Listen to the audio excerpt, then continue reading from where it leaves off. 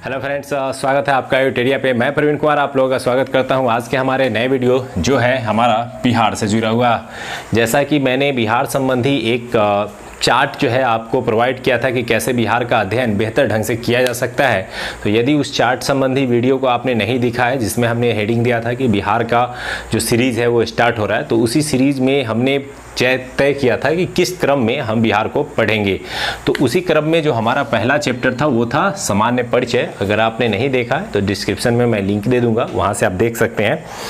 तो बिहार के सामान्य परिचय को आज हम लोग समझेंगे, फिर हम लोग आएंगे पार्टिकुलर रूप से बिहार की ज्योग्राफी की ओर, बिहार की हिस्ट्री की ओर, बिहार की पॉलिटी की ओर, बिहार के कॉन्स्टिट्यूशन बिहार के इकोनॉमिक्स की ओर, साथ ही साथ बिहार के करंट की ओर।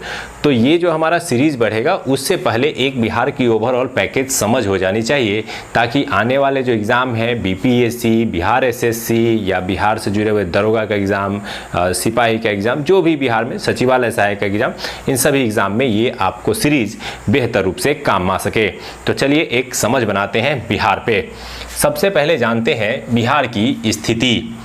तो बिहार की स्थिति भारत में कहाँ है, इसको सबसे पहले देखते हैं।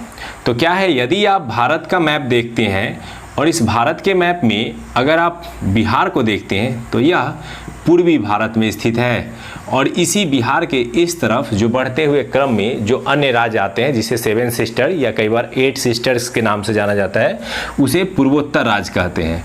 तो वास्तव में पहले आपको ये पता होना चाहिए कि भारत के मैप में बिहार की स्थिति कहाँ है।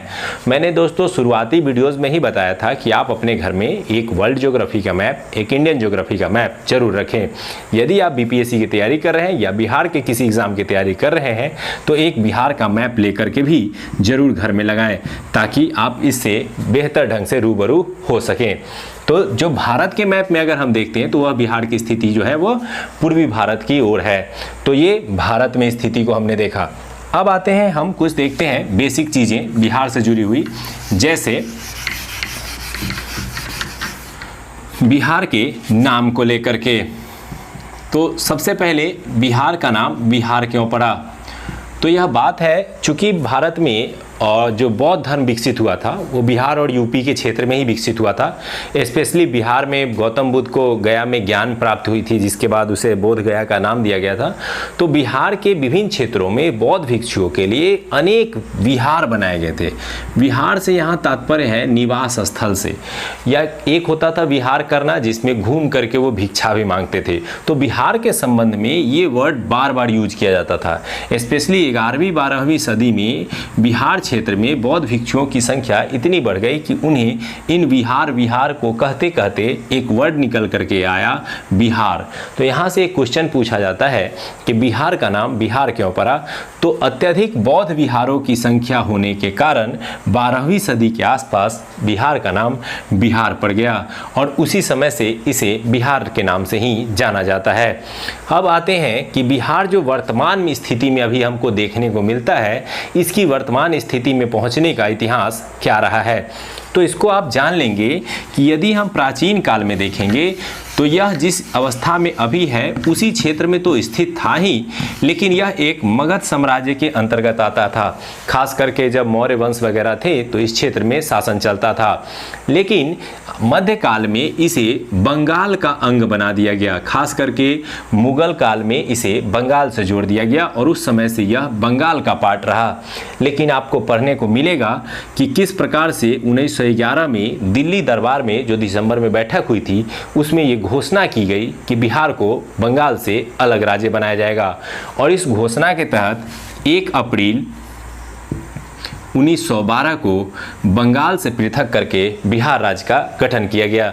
तो ये क्वेश्चन भी आता है, पृथक बंगाल के अलग करके बिहार राज्य का गठन कब किया गया। तो बिहार का गठन 1 अप्रैल 1912 को किया गया। उस समय बिहार और झारखंड और उड़ीसा एक सम्मिलित राज्य हुआ करते थे, लेकिन 1936 में जा करके उड़ीसा को बिहार से अलग कर दिया गया, और फिर झारखंड और बिहार एक समान रूप में बचे रह गए, जिसे बिहार के नाम से जाना जाता था। फाइनली एक और विभाजन हुआ बिहार में, और 2015 नवंबर 2000। यह वह दिन था जिस दिन बिहार से उसके खनिज संसाधन वाले हिस्से झारखंड को अलग कर दिया गया और वर्तमान बिहार स्वरूप में आया। तो क्वेश्चन आएगा, वर्तमान बिहार कब स्वरूप में आता है, अपने पूर्ण स्वरूप में या रियल स्वरूप में या वर्तमान स्वरूप में? तो यह आता है 15 नवंबर 2000 से, जब बिहार के दक्षिणी भाग जो झारखंड है उसे अलग करके बिहार राज्य का गठन कर दिया गया, झारखंड का गठन किया गया और बिहार बच गया। तो वर्तमान बिहार जो है वो 15 नवंबर से देखने को मिलता है। अब आते हैं दोस्तों बिहार के आसपास के राज्य और देश के संबंध में। ये 3 डेट तो आप 100% याद रखेंगे। 1912 में बंगाल से विभाजन, 1936 में उड़ीसा से विभाजन और 2000 में झारखंड से विभाजन। यदि बात करें बिहार राज्य की, तो बिहार का जो उत्तर का क्षेत्र है वह है नेपाल। यह एक ऐसा राज्य है भारत का जो सीमावर्ती देश से भी जुड़ा हुआ है, अर्थात इसकी सीमा अंतर्राष्ट्रीय सीमा से जुड़ी हुई है, नेपाल से जुड़ी हुई है। अगर बात करें बिहार राज्य के पूर्व क्षेत्र की, तो पूर्व क्षेत्र में वेस्ट बंगाल, पश्चिम बंगाल इसका पड़ोसी राज्य है। और यदि बात करें इसके पश्चिमी क्षेत्र की, तो यूपी अर्थात उत्तर प्रदेश इसका पड़ोसी राज्य है। और अगर बात करें इसके दक्षिणी क्षेत्र की, तो चूंकि अभी हमने पढ़ा कि झारखंड जिसे अलग किया गया बिहार से 15 नवंबर 2000 को, ये इसका दक्षिण क्षेत्र का पड़ोसी राज्य बना। इस प्रकार बिहार वह राज्य है जिसकी सीमा 3 पड़ोसी राज्यों से जुड़ती है तथा 1 पड़ोसी देश से जुड़ती है। तो इसके अलावा इसकी सीमा किसी अन्य राज्य से नहीं जुड़ी है। ऐसे में ऑब्जेक्टिव पूछा जाता है कि निम्नलिखित में से किस राज्य के साथ बिहार की सीमा नहीं जुड़ी हुई है। तो वैसे क्रम में आप इन राज्यों को ध्यान में जरूर रखें। अब आते हैं, बात करते हैं कि यदि हम ग्लोब पे बात करें तो बिहार कहाँ है। तो आइए कुछ बेसिक समझ पहले कर ले क्रिएट। ग्लोब पर इस तरह की रेखाओं को देशांतर रेखा कहा जाता है और इस तरह की रेखा को अक्षांश रेखा कहा जाता है। और इसमें भी आपको याद होगा कि यदि इस रेखा को 0 मानते हैं तो इस तरफ के देशांतर रेखा को पूर्वी देशांतर कहते हैं और इस तरफ के देशांतर रेखा को पश्चिमी देशांतर कहते हैं। यदि अक्षांश में बात करें तो 0 डिग्री इक्वेटर के ऊपर के अक्षांश रेखा को उत्तरी अक्षांश कहते हैं और नीचे के अक्षांश रेखाओं को दक्षिणी अक्षांश कहते हैं। तो इस ग्लोब पे हमारा भारत जो है वह उत्तरी अक्षांश और पूर्वी देशांतर में है। यही कारण है कि अगर बात बिहार की भी करेंगे तो बिहार भी उत्तरी अक्षांश और पूर्वी देशांतर के बीच ही होगा। तो अब देखते हैं कि यदि ग्लोब पर बिहार की स्थिति देखी जाए तो कितने अक्षांश से कितने अक्षांश के बीच होगी और कितने देशांतर से कितने देशांतर के बीच होगी। तो चलिए दोस्तों शुरू करते हैं। यहाँ से एक देशांतरीय विस्तार शुरू होगा और यहाँ जाकर के समाप्त होगा और अक्षांशीय विस्तार इसके नीचे से शुरू होगा और इसके ऊपर जाकर के समाप्त होगा। तो बिहार का अक्षांशीय विस्तार यदि देखें दोस्तों तो ये अक्षांशीय विस्तार नीचे से शुरू होकर के ऊपर की ओर जाएगा और नीचे में अगर हम देखें तो इसका अक्षांशीय विस्तार प्रारंभ होता है 24 डिग्री 20 मिनट 10 सेकेंड से और इसका जो विस्तार ऊपर की ओर जाता है तो ये हम जाते हैं 27 डिग्री 31 मिनट और 15 सेकेंड की ओर। तो ये अक्षांशीय विस्तार में हम उत्तरी अक्षांश और उत्तरी अक्षांश के बीच की बात कर रहे हैं। और यहाँ पे जो एक सिंबल देखते हैं तो इसको डिग्री और इसको मिनट और इसको सेकेंड में व्यक्त करते हैं। तो 24 डिग्री से 27 डिग्री के बीच। यदि आप इसके ये पोर्शन को नहीं याद रख पाते हैं तो ज़्यादा प्रेशर देने की ज़रूरत नहीं है। आप इतना ज़रूर याद रखें कि 24 डिग्री से लेकर के 27 डिग्री उत्तरी अक्षांश के बीच बिहार की स्थिति है। अगर बात करते हैं हम देशांतरीय विस्तार की तो देशांतरीय विस्तार इस तरफ से शुरू होकर के इस तरफ समाप्त होता है। यह पूरब की ओर बढ़ते हुए जाता है। तो इसमें हम शुरू करते हैं। इसका देशांतरीय विस्तार होता है 83 डिग्री 19 मिनट और 50 सेकेंड पूर्वी देशांतर से लेकर के 88 डिग्री 17 मिनट 40 सेकेंड। तो यहाँ भी आपको बेसिक चीज़ क्या याद रखना है, 83 डिग्री से स्टार्ट होकर के 88 डिग्री। यहाँ जहाँ अक्षांशीय विस्तार जो है 24 से 27, तो आप खुद समझ सकते हैं कि इसकी जो ये चौड़ाई है ये जो लंबाई एक तरह से माने वो कम है और चौड़ाई जो है बिहार की ज़्यादा है। यही कारण है कि यदि आपसे पूछा जाता है कि बिहार का आकार किस प्रकार का है तो यह एक आयताकार राज्य है, यानी इसका आकार आयत के क्रम में है जहाँ लंबाई कम और चौड़ाई ज़्यादा है। आइए उसे भी देख लेते हैं कि लंबाई और चौड़ाई क्या है। यदि बात करें हम इस लंबाई की तो चूंकि कम है और इसकी बात करें चौड़ाई की तो वो ज़्यादा है, तो इसके मान को भी याद रखना बहुत आसान है दोस्तों। जब लंबाई याद करें तो ये नहीं याद करें कि इसकी लंबाई 345 किलोमीटर है, ऐसे नहीं याद करेंगे, याद करेंगे 3, 4, 5। इसकी लंबाई है 3, 4 और 5 किलोमीटर।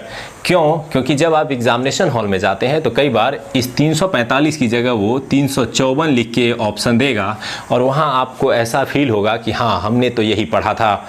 तो यहाँ पर कन्फ्यूज़न ना हो इसीलिए आपको याद रखना है कि इसका जो लंबाई है वो क्रम से है 3, 4 और 5 किलोमीटर। और बात करें चौड़ाई की तो वो है आपको गौतम बुद्ध की निर्वाण की तिथि अर्थात 483 BC नहीं याद करेंगे, किलोमीटर। तो ये आप आसानी से याद रख सकते हैं कि बिहार के आयताकार स्वरूप में उत्तर से दक्षिण की लंबाई कितनी है और पूरब से पश्चिम की चौड़ाई कितनी है। तो ये 2 पॉइंट आपके बेसिक पॉइंट है जिसे आप याद रख सकते हैं। अब आते हैं, बात करते हैं बिहार के कुल क्षेत्रफल की। तो कुल क्षेत्रफल के बात करने के क्रम में हम देखें तो बिहार हमारे बड़े राज्यों में भी नहीं है और छोटे राज्यों में भी नहीं है, ये मध्य के ग्रुप में आता है। और बिहार की जो टोटल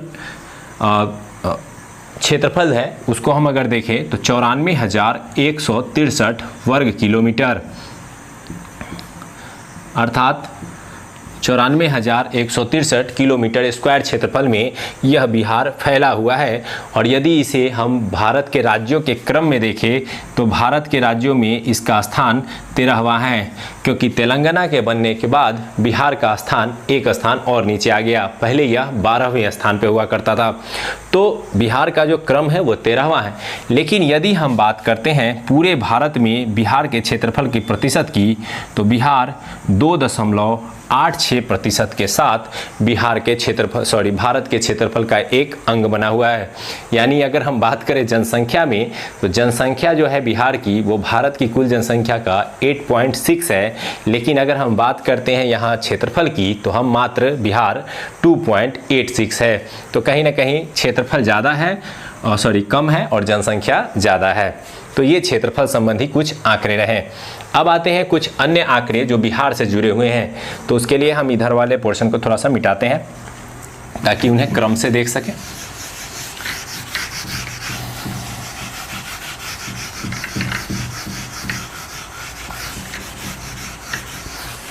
अब आते हैं बिहार में हम लोग देखेंगे प्रमंडल। बिहार में टोटल 9 प्रमंडल है। बिहार को कितने प्रमंडलों में विभाजित किया गया है तो 9 प्रमंडलों में। और अगर बात करें जिले की तो कितने ज़िले हैं बिहार में तो बिहार में 38 ज़िले हैं। पहले 37 जिला हुआ करता था। सबसे लेटेस्ट जिला जो बना वो अरवल बना, जो जहानाबाद के साथ सटा हुआ है। तो वो जो अरवल जिला है वो सबसे लास्ट है। और ये आप याद रख सकते हैं कि कुल जिले अभी कितने हैं तो 38 है। अंतिम जिला जो बन करके आया वो कौन आया तो अरवल आया। फिर बात करते हैं अनुमंडल की। तो अनुमंडल 101 है, जहां यदि आप इस बीपीएससी में चयनित होते हैं तो एज ए अनुमंडल में सबसे उच्च पद पर एसडीएम के रूप में पोस्टेड हो सकते हैं। तो यही अनुमंडल है जिसकी संख्या बिहार में कितनी है 101 है। और बात करें प्रखंड की, जिसे हम लोग ब्लॉक के रूप में जानते हैं, तो प्रखंड की संख्या 534 है। तो ये इसका एक प्रशासनिक स्ट्रक्चर है जो आपको याद रहना चाहिए। प्रमंडल, जिले, अनुमंडल और प्रखंड। बात करें हम प्रमंडलों की तो आप मैप पे उसे आसानी से याद कर सकते हैं। जैसे यहाँ पर सारण प्रमंडल, फिर आते हैं तो तिरहुत प्रमंडल, फिर दरभंगा का क्षेत्र, फिर कोसी का क्षेत्र, फिर पूर्णिया का क्षेत्र, फिर इसके नीचे आते हैं तो यहाँ पर एक क्षेत्र है जिसको हम लोग भागलपुर के रूप में जानते हैं। चूँकि बिहार में जो ये मध्य से होकर के गंगा नदी गुजरती है, पूरे बिहार को 2 भागों में विभाजित करती है। और इसी गंगा नदी के ऊपर के भाग को उत्तर बिहार तथा दक्षिण के भाग को दक्षिण बिहार कहा जाता है। और इस चीज़ को हम विभाजित करके अच्छे से पढ़ेंगे जब हम लोग बिहार का ज्योग्राफी पढ़ेंगे, जिसमें हम लोग इसके भूगोल को पूरी तरह से विखंडित करेंगे। तो प्रमंडल को आप आसानी से मैप पे इस तरह से स्केच ड्रॉ करेंगे और आसानी से आपको याद हो जाएगा कि कौन से प्रमंडल किस क्षेत्र में पाए जाते हैं। बहुत आसान है। फिर पटना है, फिर आपका जो है यहाँ पे गया का क्षेत्र जो है वो मगध कहलाता है, वहाँ है, और इस तरह से प्रमंडल हम याद कर सकते हैं। तो प्रमंडल 9 याद रखेंगे, जिले की संख्या 38 है, अनुमंडल की संख्या 101 है और प्रखंड की संख्या 534 है। अब आते हैं, बात करते हैं कुछ इंपॉर्टेंट चीज़ें जो बिहार में जुड़ी हुई है। जैसे बिहार में पशु पक्षियों को लेकर के राजकीय पशु पक्षियों के रूप में चयनित किया गया है। पहले तो आप लोग अलग नाम याद करते होंगे या सुने होंगे कि हमारे यहाँ पक्षियों के रूप में रीछ, पक्षी के रूप में फाख्ता आदि ऐसे जानवरों के नाम सामने आते थे, लेकिन अभी नीतीश गवर्नमेंट के दौरान इसे चेंज किया गया। चेंज करके क्या किया गया है तो उसे कुछ क्रम में याद कर लेंगे। जैसे राजकीय पशु के रूप में बैल को रखा गया है। तो ये सब कुछ जो बेसिक चीज़ें हैं, क्यों ये आपको पता होनी चाहिए बिहार के बारे में, और ख़ास करके चूंकि ये हमारे ग्रामीण परिवेश से जुड़े हुए हैं और कई बार आप इसे मेंस के आंसर राइटिंग में भी यूज कर सकते हैं। जैसे बिहार ने स्थानीय परंपराओं को बढ़ावा देने के लिए ही स्थानीय पशु पक्षी पौधे आदि को जो है अपने राष्ट्रीय चिन्हों के रूप में या राजकीय चिन्हों के रूप में समाहित किया, ताकि बिहार के स्थानीय कल्चर को बढ़ावा दिया जा सके। तो ये तरीका होता है आप अपने ऑब्जेक्टिव्स को मेंस राइटिंग में कैसे यूज कर पाते हैं। तो बिहार का जो पशु है, राजकीय पशु, वो बैल है। बिहार का जो राजकीय पक्षी है वो गौरैया है। बिहार की जो राजकीय मछली है वो मांगुर मछली है, आपने देखा ही होगा। और अगर बात करें बिहार का राजकीय पुष्प की तो वो गेंदा है, और राजकीय वृक्ष की बात करें तो वो पीपल है। तो ये कुछ बेसिक चीज़ें हैं जो बिहार से आपको याद होनी चाहिए। साथ ही साथ आते हैं कुछ पॉइंट्स की ओर बढ़ते हैं, तो वो है बिहार दिवस। बिहार दिवस एक ऐसा दिवस है जिस दिन बिहार के संबंधी निर्माण संबंधी अधिसूचना जारी हुई थी। तो ये मनाया जाता है 22 मार्च को। यह नीतीश गवर्नमेंट के काल में ही आने के बाद मनाना शुरू किया गया है। तो यह 22 मार्च से बिहार दिवस हर साल मनाया जाता है। तो ये सब भी आप कभी कभी मेंस के आंसर राइटिंग में भी यूज कर पाएंगे, और कभी यदि पीटी में पूछा जाता है एज ए फैक्ट कि बिहार दिवस कब मनाया जाता है तो इसे आप यूज कर सकते हैं। बात करते हैं बिहार में भाषा की। तो जैसे आप पढ़े होंगे कॉन्स्टिट्यूशन में 343 आर्टिकल जो है वो राजभाषा से जुड़ा हुआ है, और भारत की जो राजभाषा के रूप में चयनित की गई है वो हिंदी को चुना गया है, देवनागरी को लिपि के रूप में चुना गया है। लेकिन साथ ही साथ राज्यों को यह छूट दी गई कि वे अपने राज्य भाषा का चयन कर सकते हैं। तो जैसे आप लोग पढ़ते होंगे कि नागालैंड वगैरह में किस तरह के इंग्लिश भाषा को चुना गया है, साउथ में जाते हैं तो तमिल, तेलुगु आदि चुने जाते हैं। तो उसी प्रकार से बिहार में भी राजभाषा के अगर बात करें चयन में, तो प्रथम राजभाषा तो हिंदी को ही चुना गया है, लेकिन यहाँ एक द्वितीय राजभाषा भी चुना गया है जो है उर्दू। तो आपको ये याद रखना है कि बिहार में प्रथम राजभाषा कौन है और द्वितीय राजभाषा कौन है। तो हिंदी प्रथम राजभाषा तथा उर्दू द्वितीय राजभाषा के रूप में बिहार में चुना गया है। अब बात करते हैं कुछ अन्य पॉइंट की। तो जैसे हम यहाँ के जिलों की चर्चा कर रहे हैं कि 38 जिले हैं, तो यहाँ कुछ जिलों से जुड़े हुए बेसिक पॉइंट ऐसे हम इसे देख भी सकते हैं। हालांकि मैंने आपको जैसा बताया था कि जनसंख्या संबंधी एक वीडियो मैं सबसे लास्ट में पेश करूंगा, जिसमें हम चार्ट के माध्यम से बिहार के सभी जनसंख्या संबंधी आंकड़ों को देखेंगे और आंकड़े याद करेंगे, क्योंकि वो पीटी में भी काम आएंगे और साथ ही साथ वो मेंस में भी काम आते हैं। तो बिहार के आंकड़ों की बात कर ले तो कुछ बेसिक आंकड़े आप याद रख सकते हैं। जैसे यहाँ पे है पश्चिमी चंपारण, जो बिहार का क्षेत्रफल की दृष्टि से सबसे बड़ा जिला है, और इसी के बगल में यहाँ पे आते हैं तो मिलता है शिवहर, जो कि क्षेत्रफल की दृष्टि से सबसे छोटा जिला है। तो दोनों उत्तर बिहार में है, ऐसे करके याद हो जाएगा। सबसे बड़ा जिला जो है वो पश्चिमी चंपारण है, और सबसे छोटा जिला है जो क्षेत्रफल की दृष्टि से याद रखेंगे तो शिवहर है। लेकिन अगर बात करें जनसंख्या की दृष्टि से तो पटना सबसे बड़ा जिला हो जाता है, और इसके पास में आते हैं तो शेखपुरा वो जनसंख्या की दृष्ि से सबसे छोटा जिला हो जाता है। तो ये जिलों के संबंध में बहुत सारे आंकड़े आएंगे जनसंख्या के मामले में, तो वो आंकड़े हम लोग आंकड़े वाले चैप्टर में पढ़ लेंगे। फिलहाल कुछ चीज़ें अन्य पढ़ सकते हैं। जैसे बिहार के अगर पॉलिटिकल स्ट्रक्चर को देखें तो बिहार में क्या किया गया है, द्विसदनीय व्यवस्था अपनाई गई है। द्विसदनीय का मतलब है यहाँ विधानसभा और विधान परिषद दोनों मौजूद हैं। और अगर बिहार के सभी सीटों को ध्यान से देख लें तो लोकसभा की सीटों की संख्या 40 है, राज्यसभा की सीटों की संख्या 16 है, विधानसभा जो है बिहार में उसके सीटों की संख्या 243 है, और विधान परिषद के सीटों की संख्या की अगर बात करें तो वो 75 है।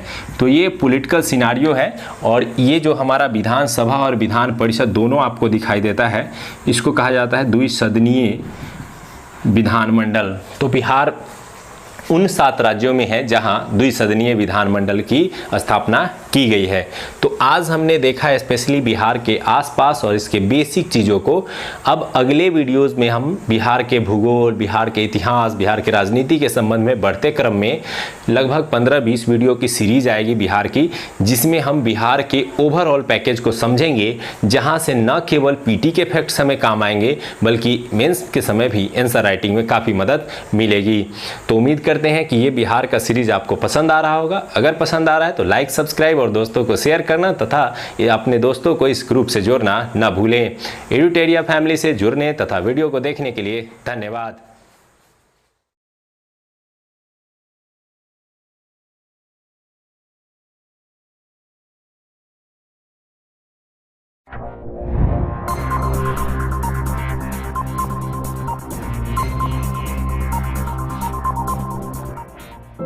दोस्तों, बिहार अपने समृद्ध इतिहास के लिए प्रसिद्ध है।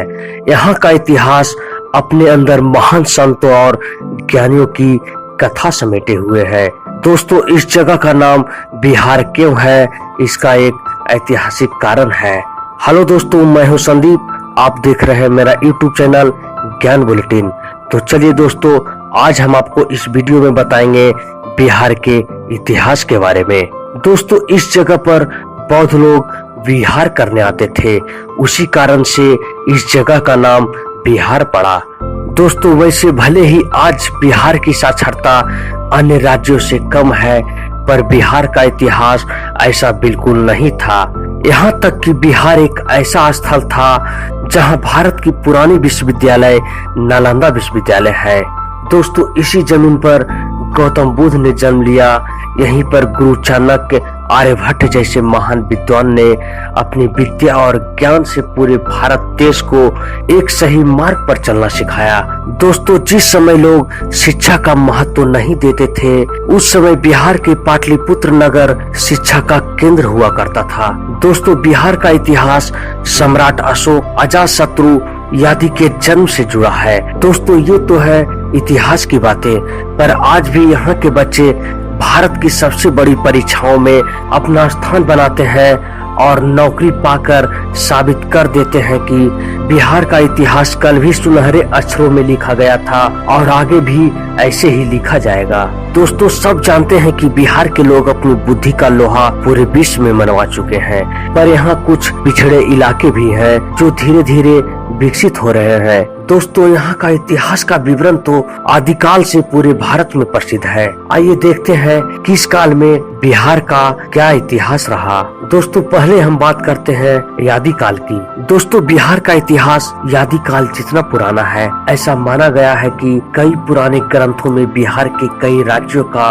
विवरण मिलता है, जिसमें मिथिला, पाटलिपुत्र, मगध आदि शामिल है। दोस्तों, सबसे पहले हम बात करते हैं भगवान श्री राम के काल की। ऐसा माना जाता है कि माता सीता जो श्री राम की पत्नी थी, उनका जन्म बिहार के सीतामढ़ी जिले में हुआ था। उसके बाद 563 ईस्वी पूर्व जब गौतम बुद्ध का जन्म हुआ, उस समय बिहार एक गणतंत्र राष्ट्र था। इस काल में 1000 वर्षों तक बिहार इतना समृद्ध था कि पूरे भारत में संस्कृति और शिक्षा का एकमात्र केंद्र था। यहाँ पर अजातशत्रु, बिंबिसार जैसे राजा थे, जिन्होंने पूरे मगध पर शासन किया।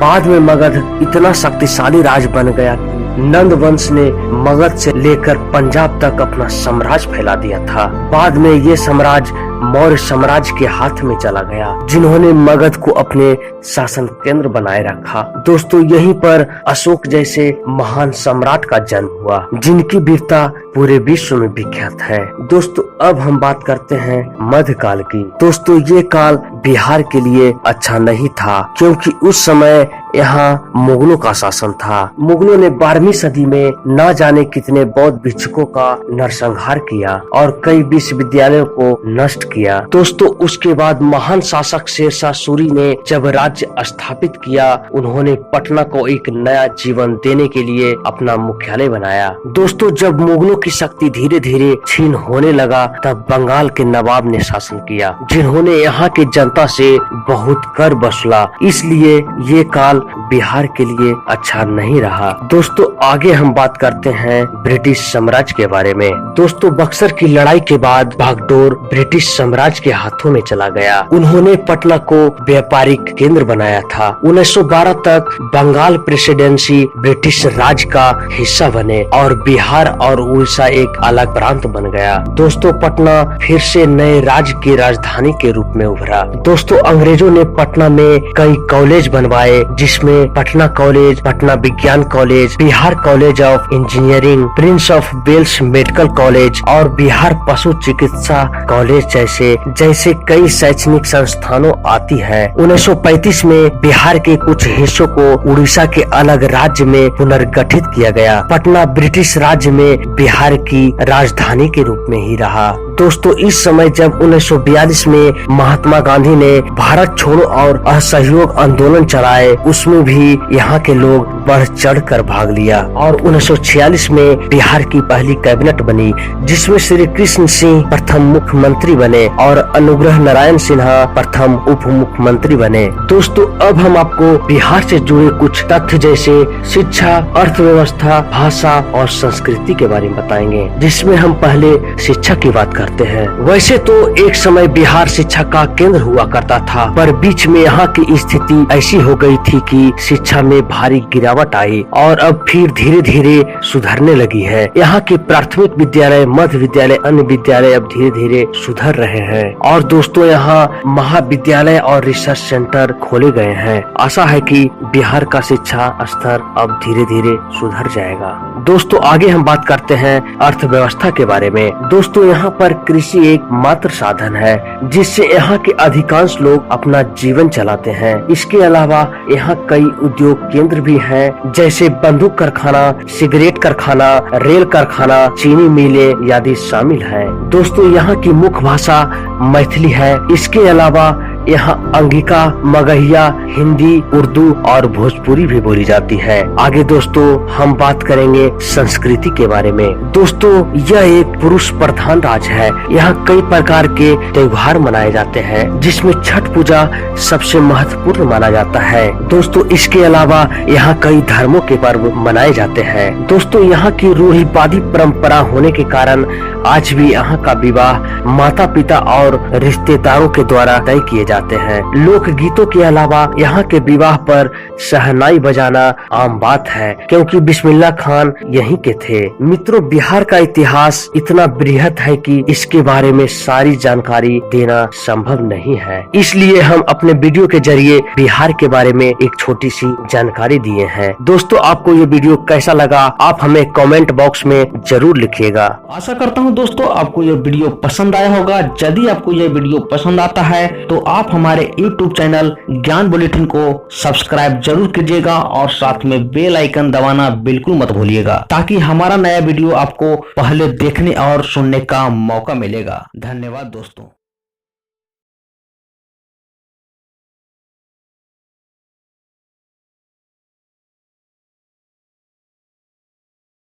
और डीएनए के अंत में आज के इतिहास पर नजर डालते हैं। 1912 में आज क्षेत्रफल के हिसाब से भारत के 13वें सबसे बड़े राज्य बिहार का जन्म हुआ था। अस्तित्व में आने से पहले ब्रिटिश शासन के दौरान बंगाल प्रेसिडेंसी का हिस्सा बिहार माना जाता था। आज के दिन को बिहार दिवस के रूप में मनाया जाता है। बिहार चाणक्य की कर्मभूमि है। दुनिया के सबसे बड़े शासकों में से एक सम्राट अशोक पटना में ही पैदा हुए थे और तब इसे पाटलिपुत्र कहा जाता था। भगवान बुद्ध से जुड़े हुए बौद्ध केंद्र बोध गया और राजगीर बिहार की आध्यात्मिक पहचान है। दुनिया की सबसे प्राचीन यूनिवर्सिटी नालंदा विश्वविद्यालय भी बिहार में ही है। और इतिहास के तमाम पन्ने पलटते हुए आपको बिहार में शिक्षा और विद्वानों का केंद्र नजर आएगा। बिहार से जुड़ा एक खास आंकड़ा यह भी है कि बिहार में देश के सबसे ज्यादा युवा रहते हैं। बिहार की 58% जनसंख्या की उम्र 25 साल से कम है। आज 1995 में अंतरिक्ष यात्री वैलेरी पोलियाकोव लगातार 438 दिनों तक अंतरिक्ष में रहने का रिकॉर्ड बनाकर धरती पर वापस लौटे थे। वैलेरी पोलियाकोव ने इस दौरान करीब 14 महीने मीर स्पेस स्टेशन में बिताए थे। मनुष्य के शरीर में माइक्रोग्रेविटी में रहते हुए किस तरह की प्रतिक्रियाएं होती हैं, इस पर उन्होंने शोध किए थे। और हाल ही में अमेरिकी अंतरिक्ष यात्री स्कॉट केली भी 340 दिन लगातार अंतरिक्ष में बिताने के बाद धरती पर लौटे थे। 1977 में आज ही के दिन इमरजेंसी के दौर से आजादी का दिन था। तब 21 महीने के बाद भारत को आपातकाल से मुक्ति मिली थी, यानी इमरजेंसी से मुक्ति मिली थी। ये आपातकाल 26 जून 1975 से 21 मार्च 1977 तक जारी रहा। इसकी घोषणा तत्कालीन राष्ट्रपति फखरुद्दीन अली अहमद ने भारत की तत्कालीन प्रधानमंत्री इंदिरा गांधी के कहने पर की थी और इमरजेंसी को आजाद भारत के इतिहास का सबसे काला अध्याय कहा जाता है। 1960 में आज ही के दिन अमेरिकी वैज्ञानिक आर्थर लियोनार्ड शॉलो और चार्ल्स हार्ट टाउन्स को लेजर के लिए पेटेंट मिला था। लेजर एक ऐसा डिवाइस है जो खास प्रक्रिया के माध्यम से लाइट का एमिशन करता है। Light amplification by stimulated emission of radiation को संक्षिप्त रूप से लेजर कहा जाता है। समय के साथ लेजर तकनीक का इस्तेमाल laser printers, barcode scanners, laser surgery, skin treatments, laser lighting और डिफेंस डिवाइसेस में भी किया जाता है। और आज वर्ल्ड वाटर डे है। संयुक्त राष्ट्र महासभा ने 1993 में इस दिन को पूरी दुनिया में जल संसाधनों की रक्षा के लिए समर्पित किया था। नेशनल सैंपल सर्वे की रिपोर्ट के मुताबिक भारत में ग्रामीण क्षेत्रों में रहने वाली 50% महिलाओं को पीने के पानी के लिए आज भी रोजाना करीब आधा किलोमीटर तक पैदल चलना पड़ता है और शहरों में रहने वाले 23% लोगों को पीने का पानी नहीं मिलता। दुनिया की बात करें तो 65 करोड़ लोगों के पास पीने लायक पानी नहीं है। ऐसे में हम सबको पानी बचाने की शपथ लेनी चाहिए। तो डीएनए में आज इतना ही। अब आपसे हमारी मुलाकात होगी कल रात 9 बजे, जब हम कुछ और नई और बड़ी खबरों का डीएनए टेस्ट करेंगे। तब तक के लिए नमस्कार।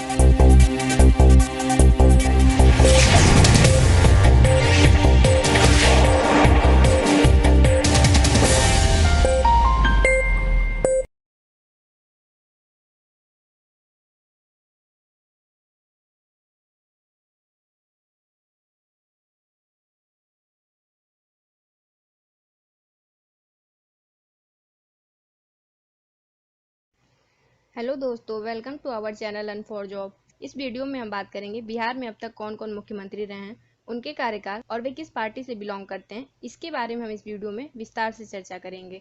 दोस्तों, वीडियो स्टार्ट करने से पहले आपको मैं बता दूं, मेरे वीडियो जुड़ी सभी अपडेट्स के लिए आप हमारे टेलीग्राम चैनल को ज्वाइन कर सकते हैं और इसके साथ ही आप हमारे FB पेज को फॉलो कर सकते हैं। और अगर आपको ये वीडियो पसंद आता है तो प्लीज़ इस वीडियो को लाइक और शेयर कीजिए। सो दोस्तों, बिना किसी डिले के वीडियो स्टार्ट करते हैं। आपकी जानकारी के लिए बता दूं दोस्तों, बिहार में अब तक बहुत से मुख्यमंत्री रहे हैं, तो इस वीडियो में मैंने मुख्यमंत्री की लिस्ट को कवर किया है। अगर आप बिहार का इतिहास और वहां का राजकीय प्रतीक के बारे में जानना चाहते हैं तो आप इस आई बटन पर क्लिक करके इस वीडियो को देख सकते हैं। तो दोस्तों, आपको स्क्रीन पर बिहार राज्य का मैप शो हो रहा है। आप मुझे कॉमेंट बॉक्स में बताइए बिहार की सीमा कितने राज्यों से लगती है। अब हम बात करते हैं बिहार के मुख्यमंत्री के बारे में। महान स्वतंत्रता सेनानी डॉक्टर श्री कृष्ण सिंह भारत के अखंड बिहार राज्य के प्रथम मुख्यमंत्री थे। इनका कार्यकाल 2 अप्रैल 1946 से 31 जनवरी 1961 तक रहा। इनकी पार्टी भारतीय राष्ट्रीय कांग्रेस थी। दोस्तों, इनके शासनकाल में बिहार में उद्योग, कृषि, शिक्षा, सिंचाई, स्वास्थ्य, कला व सामाजिक क्षेत्र में बहुत ही उल्लेखनीय कार्य हुए, जिनमें से कुछ कार्यों के बारे में मैं आपको बता देती हूँ। इनके कार्यकाल में आजाद भारत की पहली रिफाइनरी, जिसका नाम है बरौनी ऑयल रिफाइनरी, आजाद भारत का पहला खाद कारखाना, सिंदरी व बरौनी रासायनिक खाद कारखाना और एशिया का सबसे बड़ा इंजीनियरिंग कारखाना भारी उद्योग निगम हटिया और इनके कार्यकाल के दौरान ही देश का सबसे बड़ा स्टील प्लांट सेल बोकारो और अन्य प्रोजेक्ट जैसे कोसी प्रोजेक्ट, पूसा व सबौर का एग्रीकल्चरल कॉलेज, रांची विश्वविद्यालय जैसे अनगिनत उदाहरण हैं। इनके शासनकाल में संसद के द्वारा नियुक्त फोर्ड फाउंडेशन के प्रसिद्ध अर्थशास्त्री श्री एपल्वी ने अपनी रिपोर्ट में बिहार को देश का सबसे बेहतर शासित राज्य माना था और उस समय बिहार राज्य को देश की दूसरी सबसे बेहतर अर्थव्यवस्था बताया था। दोस्तों, अविभाजित बिहार के विकास में डॉक्टर श्री कृष्ण सिंह का अतुलनीय, अद्वितीय और अविस्मरणीय योगदान के लिए इन्हें बिहार केसरी और श्री बाबू के नाम से संबोधित किया जाता है। बिहार के दूसरे मुख्यमंत्री रहे दीप नारायण सिंह। इनका कार्यकाल 1 फरवरी 1961 से 18 फरवरी 1961 तक रहा और ये सिर्फ 18 दिन तक बिहार के मुख्यमंत्री रहे और इनकी भी पार्टी भारतीय राष्ट्रीय कांग्रेस थी। बिहार के तीसरे मुख्यमंत्री रहे पंडित विनोदानंद झा। इनका कार्यकाल 18 फरवरी 1961 से 2 अक्टूबर 1963 तक रहा। ये 2 साल 8 महीने तक मुख्यमंत्री पद पर रहे। इनकी पार्टी का नाम भारतीय राष्ट्रीय कांग्रेस था। अब हम बात करते हैं बिहार के चौथे मुख्यमंत्री के बारे में, जो कि हैं केवी सहाय। इनका पूरा नाम कृष्ण वल्लभ सहाय है। कृष्ण वल्लभ सहाय भारतीय स्वतंत्रता संग्राम के सेनानी थे। इनका कार्यकाल 2 अक्टूबर 1963 से 5 मार्च 1967 तक रहा और इनकी पार्टी भारतीय राष्ट्रीय कांग्रेस थी। बिहार के 5वें मुख्यमंत्री रहे महामाया प्रसाद सिन्हा। ये बिहार के पहले गैर कांग्रेसी मुख्यमंत्री थे। इनका कार्यकाल 5 मार्च 1967 से 28 जनवरी 1968 तक रहा। ये इस पद पर केवल 10 महीने तक रहे और इनकी पार्टी का नाम जन क्रांति दल था। पूर्व मुख्यमंत्री महामाया प्रसाद सिंह के हटने के बाद इनके स्थान पर सतीश प्रसाद सिंह को 28 जनवरी 1968 को मुख्यमंत्री पद सौंपा गया और इनका कार्यकाल 28 जनवरी 1968 से 1 फरवरी 1968 तक रहा।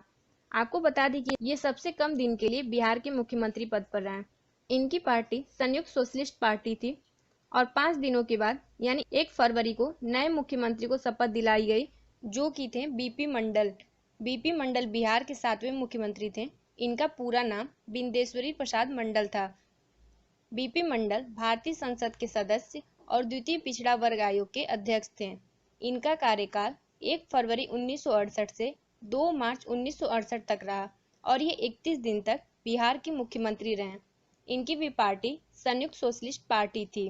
बिहार के 8वें मुख्यमंत्री रहे भोला पासवान शास्त्री। इनका पहला कार्यकाल 22 मार्च 1968 से 29 जून 1968 तक रहा और ये 3 महीने 7 दिन तक मुख्यमंत्री के पद पर रहे और इनकी पार्टी भारतीय राष्ट्रीय कांग्रेस थी। दोस्तों, भोला पासवान शास्त्री महात्मा गांधी से प्रभावित होकर स्वतंत्रता संग्राम के दौरान सक्रिय हुए थे और इनका कार्यकाल निर्विवाद था और इनका राजनीतिक और व्यक्तिगत जीवन काफी पारदर्शी था। बहुत ही गरीब परिवार से आने के बावजूद बौद्धिक रूप से काफी सशक्त थे और कांग्रेस पार्टी ने इन्हें 3 बार अपना नेता चुना और ये 3 बार अखंड बिहार के मुख्यमंत्री बनाए गए। दोस्तों, इनके दूसरे और तीसरे कार्यकाल के बारे में हम आगे बात करेंगे। इनके कार्यकाल के बाद बिहार राज्य में 29 जून 1968 से 26 फरवरी 1969 तक राष्ट्रपति शासन लागू रहा।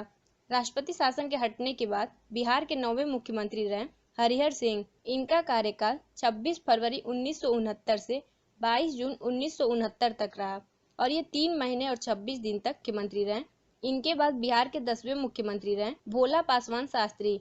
इनका दूसरा कार्यकाल 22 जून 1969 से 4 जुलाई 1969 तक यानी कि सिर्फ 13 दिन तक मुख्यमंत्री रहे और इसके बाद बिहार में फिर से राष्ट्रपति शासन और 6 जुलाई 1969 से 16 फरवरी 1970 तक लागू किया गया। अब हम बात करते हैं बिहार के 11वें मुख्यमंत्री के बारे में, जो कि हैं दारोगा प्रसाद राय। इनका कार्यकाल 16 फरवरी 1970 से 22 दिसंबर 1970 तक रहा। ये लगभग 10 महीनों तक बिहार के मुख्यमंत्री रहे और इनकी पार्टी भारतीय राष्ट्रीय कांग्रेस थी। नेक्स्ट बिहार के मुख्यमंत्री रहे कर्पूरी ठाकुर। कर्पूरी ठाकुर भारत के स्वतंत्रता सेनानी, शिक्षक, राजनीतिक एवं बिहार राज्य के दूसरे उप मुख्यमंत्री और 2 बार मुख्यमंत्री रह चुके हैं। इनका पहला कार्यकाल 22 दिसंबर 1970 से 2 जून 1971 तक रहा। पहली बार ये सोशलिस्ट पार्टी के नेता के रूप में सीएम बने और 163 दिन तक मुख्यमंत्री पद पर रहे।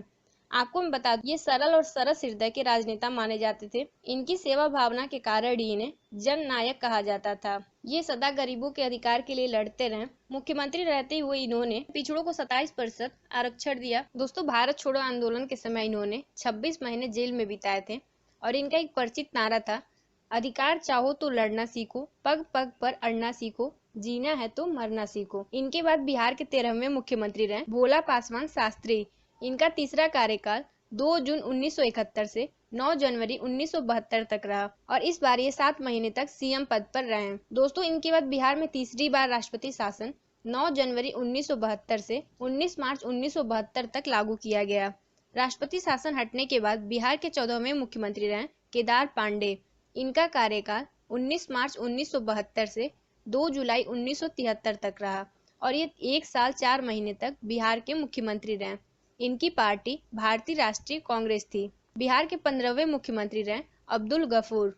इनका कार्यकाल 2 जुलाई 1973 से 11 अप्रैल 1975 तक रहा। ये बिहार के पहले अल्पसंख्यक मुख्यमंत्री थे और ये 21 महीने तक बिहार के मुख्यमंत्री रहे। इन्होंने स्वतंत्रता संग्राम में सक्रिय रूप से भाग लिया और इन्हें कई बार जेल में भी जीवन यापन करना पड़ा। आपको मैं बता दूं, अब्दुल गफूर राजीव गांधी की सरकार के समय कैबिनेट मंत्री के रूप में कार्य किए हैं। नेक्स्ट बिहार के मुख्यमंत्री रहे जगन्नाथ मिश्र। डॉक्टर जगन्नाथ मिश्रा 3 बार बिहार के मुख्यमंत्री रह चुके हैं। इनका पहला कार्यकाल 11 अप्रैल 1975 से 30 अप्रैल 1977 तक रहा। इनकी पार्टी भारतीय राष्ट्रीय कांग्रेस थी। इनकी रुचि सामाजिक और राजनीतिक कार्यों में बचपन से ही थी। ये विश्वविद्यालय में पढ़ाने के दौरान ही अभिरुचानुसार भारतीय राष्ट्रीय कांग्रेस में शामिल हुए थे। ये 2 साल तक बिहार के सीएम पद पर रहे। फिर राष्ट्रपति शासन 30 अप्रैल 1977 से 24 जून 1977 तक लागू किया गया और राष्ट्रपति शासन हटाए जाने के बाद बिहार के 17वें मुख्यमंत्री रहे कर्पूरी ठाकुर।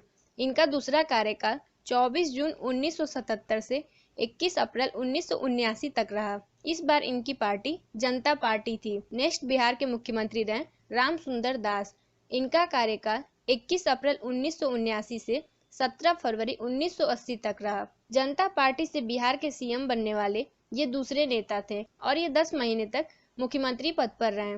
इसके बाद से दोस्तों बिहार में 5वीं बार राष्ट्रपति शासन 17 फरवरी 1980 से 8 जून 1980 तक लागू हुआ और ये रूल हटाए जाने के बाद बिहार के 19वें मुख्यमंत्री रहे जगन्नाथ मिश्रा। इनका दूसरा कार्यकाल 8 जून 1980 से 14 अगस्त 1983 तक रहा। बिहार के 20वें मुख्यमंत्री रहे चंद्रशेखर सिंह। इनका कार्यकाल 14 अगस्त 1983 से 12 मार्च 1985 तक रहा। इनकी पार्टी इंडियन नेशनल कांग्रेस थी और ये 19 महीने तक बिहार के मुख्यमंत्री रहे। बिहार के 21वें मुख्यमंत्री रहे बिंदेश्वरी दुबे। इनका कार्यकाल 12 मार्च 1985 से 13 फरवरी 1988 तक रहा और इनकी पार्टी इंडियन नेशनल कांग्रेस थी। बिहार के 22वें मुख्यमंत्री रहे भागवत झा आजाद। इनका कार्यकाल 1488 से 10 मार्च 1989 तक रहा और ये 22वें मुख्यमंत्री के रूप में 1 साल के लिए पद पर रहे। बिहार के 23वें मुख्यमंत्री रहे सत्येंद्र नारायण सिन्हा। इनका कार्यकाल 11 मार्च 1989 से 6 दिसंबर 1989 तक रहा। दोस्तों, सत्येंद्र नारायण सिन्हा को प्यार से लोग छोटे साहब या छोटे बाबू कहते थे। ये भारत के स्वतंत्रता सेनानी, सांसद, शिक्षा मंत्री और जेपी आंदोलन के स्तंभ रहे हैं। शिक्षा मंत्री के रूप में इन्होंने शैक्षणिक सुधार किए और इनके द्वारा ही मगध विश्वविद्यालय की स्थापना की गई और औरंगाबाद संसदीय क्षेत्र के सांसद के रूप में इन्होंने 1972 में महत्वपूर्ण उत्तरी कोयला परियोजना नहर का शिलान्यास किया था। दोस्तों, इनके द्वारा ही वर्ष 1988 में ऐतिहासिक पटना तारा मंडल की आधारशिला रखी गई। आपकी जानकारी के लिए बता दूं, 2016 में पटना के प्रतिष्ठित children park Shri Krishnapuri children park का नाम बदलकर इन्हीं के नाम पर रखा गया। अब इस पार्क को सत्येंद्र नारायण सिन्हा पार्क के नाम से जाना जाता है। इनके बाद बिहार के 24वें मुख्यमंत्री बने जगन्नाथ मिश्रा। इनका तीसरा कार्यकाल 6 दिसंबर 1989 से 10 मार्च 1990 तक रहा। आपको मैं बता दूं दोस्तों, कांग्रेस छोड़ने के बाद यह राष्ट्रीय कांग्रेस पार्टी और फिर जनता दल यूनाइटेड में शामिल हो गए। 30 दिसंबर 2013 को रांची में एक विशेष केंद्रीय जांच ब्यूरो यानी सीबीआई ने चारा घोटाले में 44 अन्य लोगों के साथ इन्हें दोषी ठहराया और इन्हें 4 साल की कारावास और 2 लाख रुपए का जुर्माना लगाया था। लेकिन 23 अक्टूबर 2013 को झारखंड उच्च न्यायालय ने इन्हें बेल दे दिया। हालांकि बाद में सीबीआई की विशेष न्यायालय ने सबूतों के अभाव में इन्हें बरी कर दिया और इनकी मृत्यु 19 अगस्त 2019 को नई दिल्ली में हुई थी। इनके बाद बिहार के 25वें मुख्यमंत्री रहे लालू प्रसाद यादव। इनका पहला कार्यकाल 10 मार्च 1990 से 28 मार्च 1995 तक रहा और पहले कार्यकाल में इनकी पार्टी जनता दल थी। दोस्तों, बिहार में 6वीं बार राष्ट्रपति शासन 28 मार्च 1995 से 4 अप्रैल 1995 तक लागू किया गया और फिर राष्ट्रपति शासन हटाए जाने के बाद बिहार के 26वें मुख्यमंत्री लालू प्रसाद यादव रहे।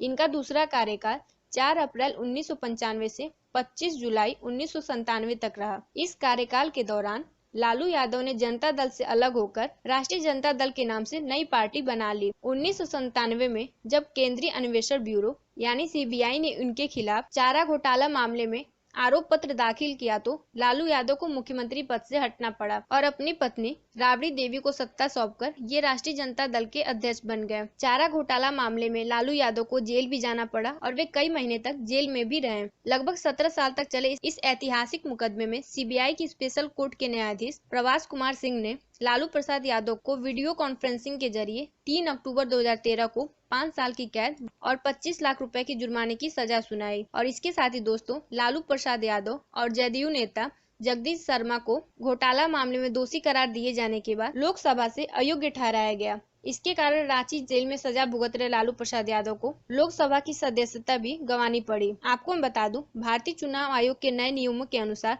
लालू प्रसाद यादव अब 11 साल यानी कि 5 साल जेल और रिहाई के बाद के 6 साल तक लोकसभा चुनाव नहीं लड़ सकेंगे। और लोकसभा द्वारा जारी इस अधिसूचना के बाद संसद की सदस्यता गंवाने वाले लालू प्रसाद यादव भारतीय इतिहास में लोकसभा के पहले सांसद बने। और जनता दल यूनाइटेड के एक अन्य नेता जो कि है जगदीश शर्मा दूसरे सांसद हैं जिन्हें 10 साल के लिए अयोग्य ठहराया गया। लालू प्रसाद यादव के बाद उनकी पत्नी बिहार की 27वीं मुख्यमंत्री बनी। राबड़ी देवी स्वतंत्र भारत में बिहार प्रांत की पहली महिला मुख्यमंत्री बनी।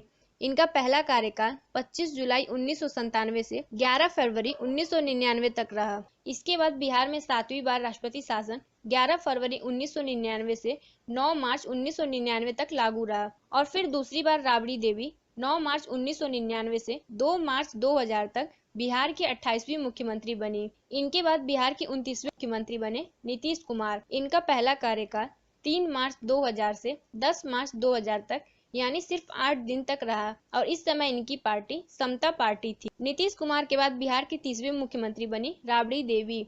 इनका तीसरा कार्यकाल 11 मार्च 2000 से 6 मार्च 2005 तक रहा और इनकी पार्टी राष्ट्रीय जनता दल थी। इनका तीसरा कार्यकाल समाप्त होने के बाद बिहार में 8वीं बार राष्ट्रपति शासन 7 मार्च 2005 से 24 नवंबर 2005 तक लागू रहा और फिर बिहार के 31वें मुख्यमंत्री बने नीतीश कुमार। इनका कार्यकाल 24 नवंबर 2005 से 26 नवंबर 2010 और फिर 26 नवंबर 2010 से 20 मई 2014 तक रहा और इस टाइम इनकी पार्टी जदयू यानी जनता दल यूनाइटेड है। अगर आप इस पार्टी के बारे में और अधिक जानकारी चाहते हैं तो आपको स्क्रीन पर शो कर रहा है, आप वीडियो को पॉज करके पढ़ सकते हैं। नीतीश कुमार के बाद बिहार के 32वें मुख्यमंत्री बने जीतन राम मांझी। इनका कार्यकाल 20 मई 2014 से 20 फरवरी 2015 तक रहा। दोस्तों, जीतन राम मांझी बिहार में दलित समुदाय के पहले मुख्यमंत्री रहे। मुख्यमंत्री बनने के 10 महीनों के बाद पार्टी ने इनसे नीतीश कुमार के लिए पद छोड़ने को कहा।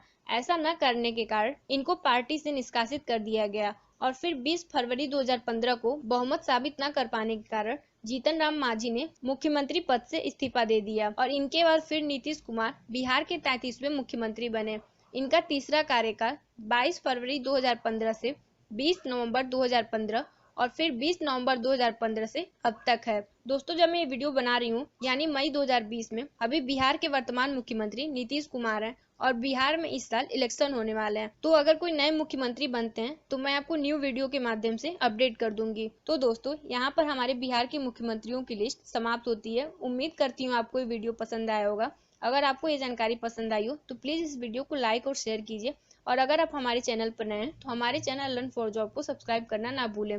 इस वीडियो को देखने के लिए आपका बहुत बहुत धन्यवाद।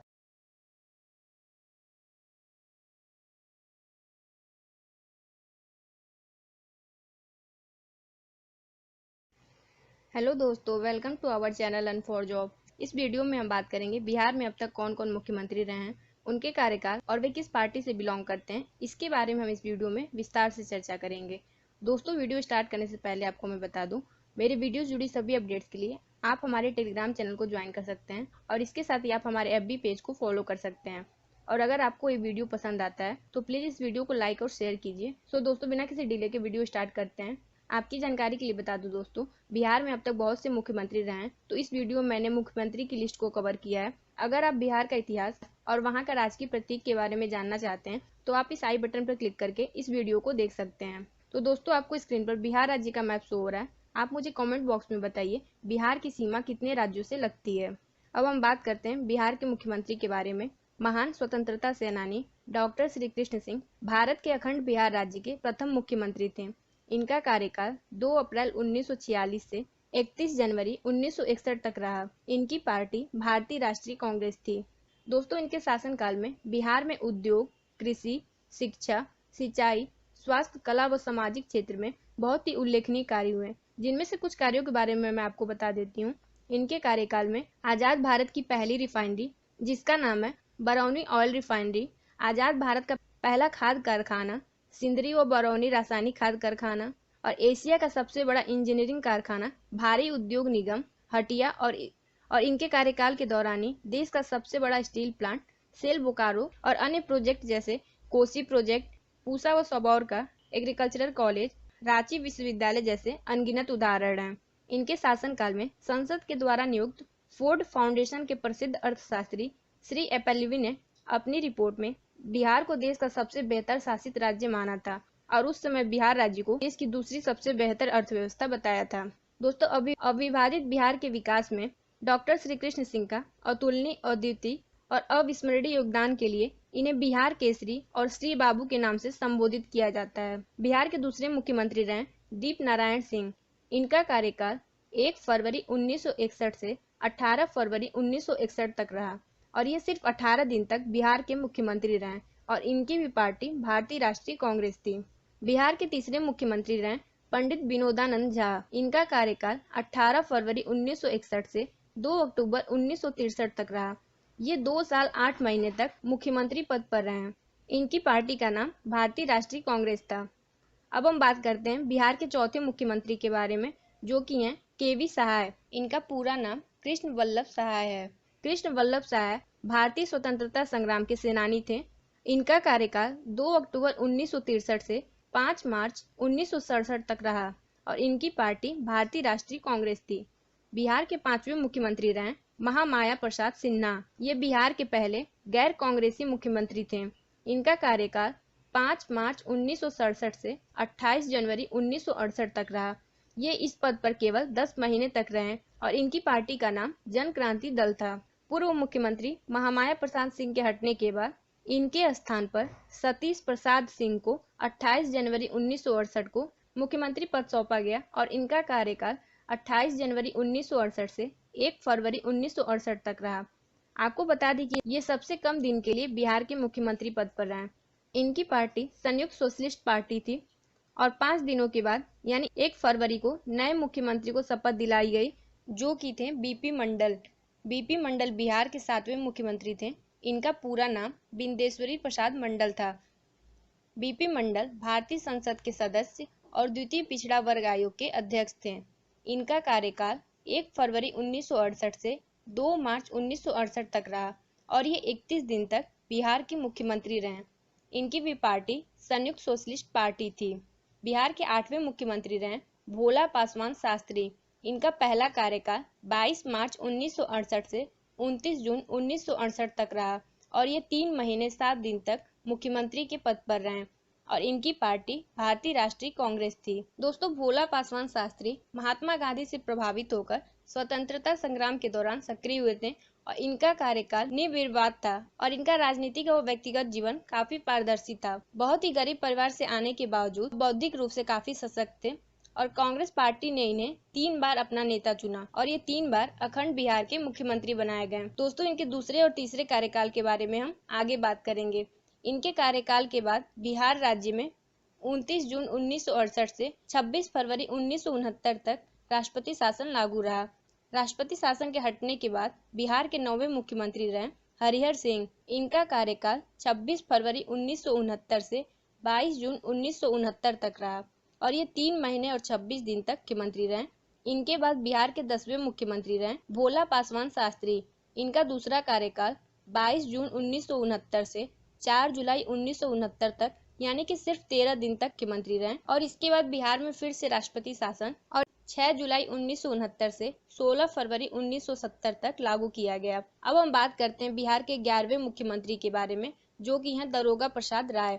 इनका कार्यकाल 16 फरवरी 1970 से 22 दिसंबर 1970 तक रहा।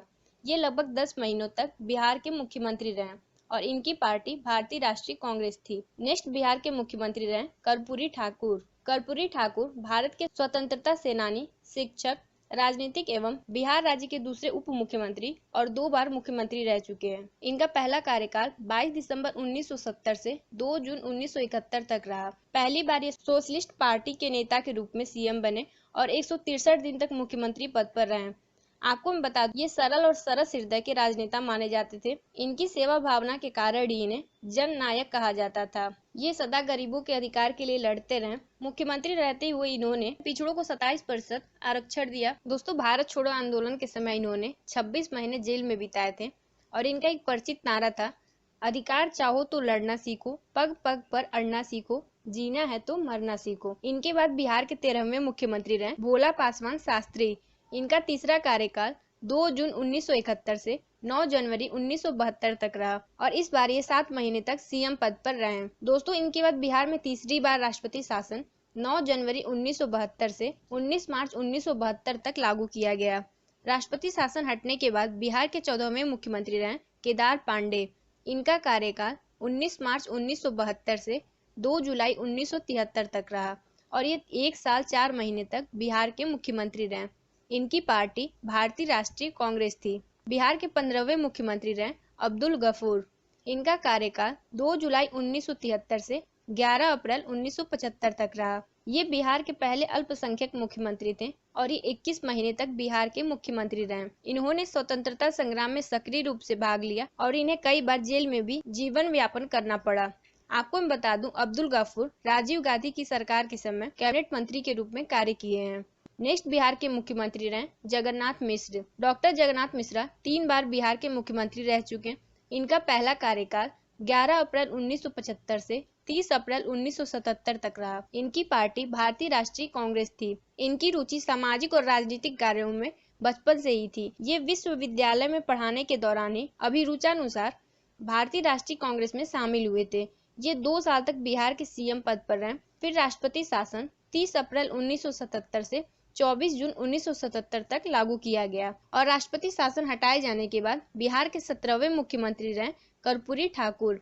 इनका दूसरा कार्यकाल 24 जून 1977 से 21 अप्रैल 1979 तक रहा। इस बार इनकी पार्टी जनता पार्टी थी। नेक्स्ट बिहार के मुख्यमंत्री रहे रामसुंदर दास।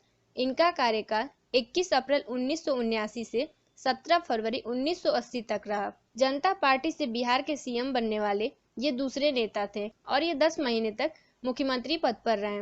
इसके बाद से दोस्तों, बिहार में 5वीं बार राष्ट्रपति शासन 17 फरवरी 1980 से 8 जून 1980 तक लागू हुआ और ये रूल हटाए जाने के बाद बिहार के 19वें मुख्यमंत्री रहे जगन्नाथ मिश्रा।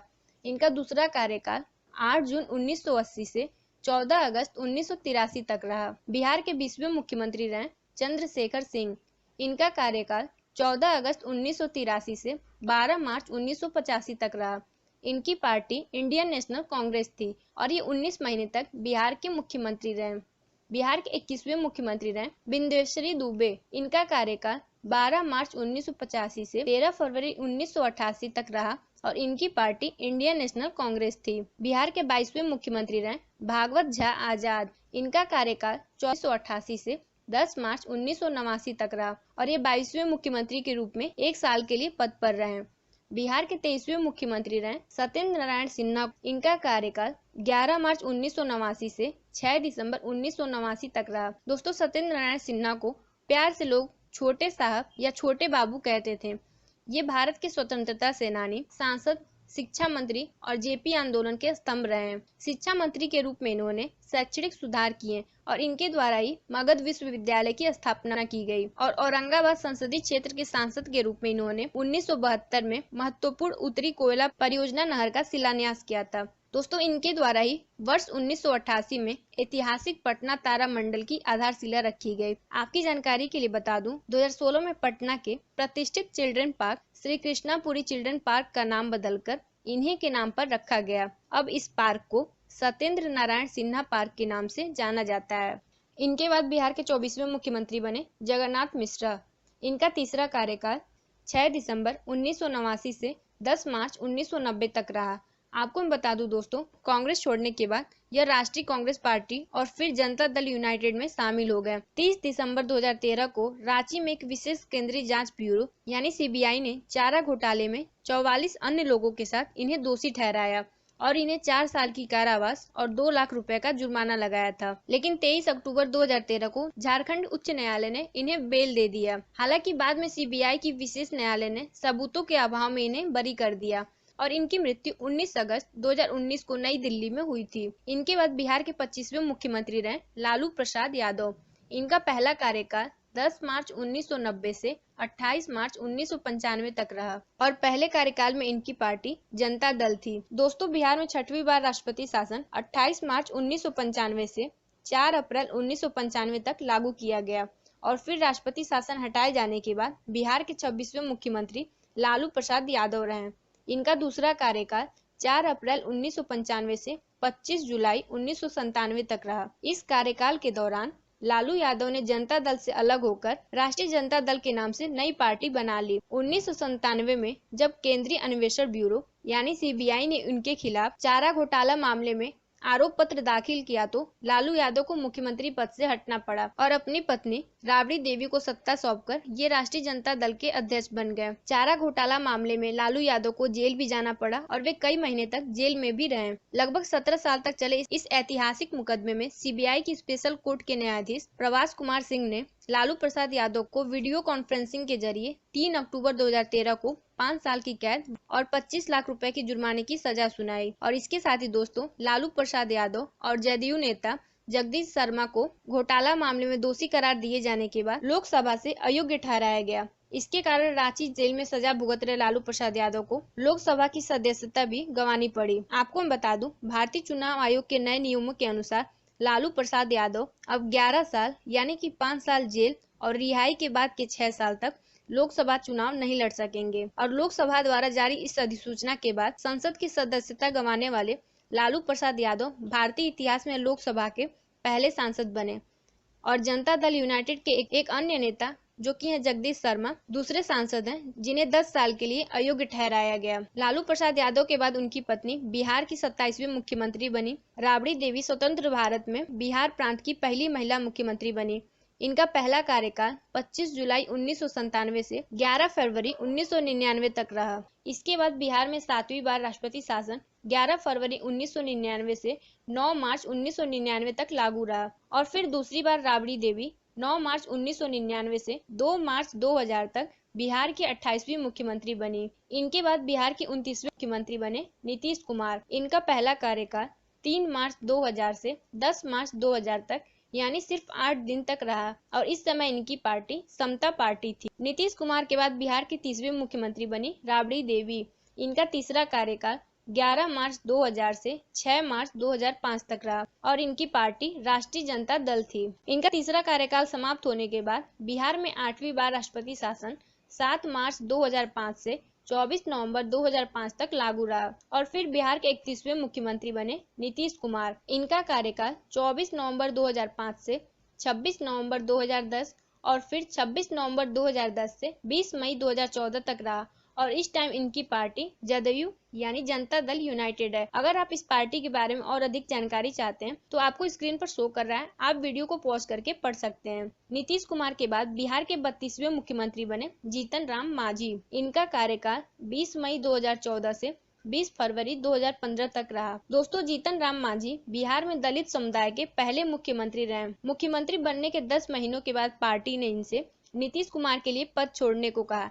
ऐसा न करने के कारण इनको पार्टी से निष्कासित कर दिया गया और फिर 20 फरवरी 2015 को बहुमत साबित न कर पाने के कारण जीतन राम मांझी ने मुख्यमंत्री पद से इस्तीफा दे दिया और इनके बाद फिर नीतीश कुमार बिहार के 33वें मुख्यमंत्री बने।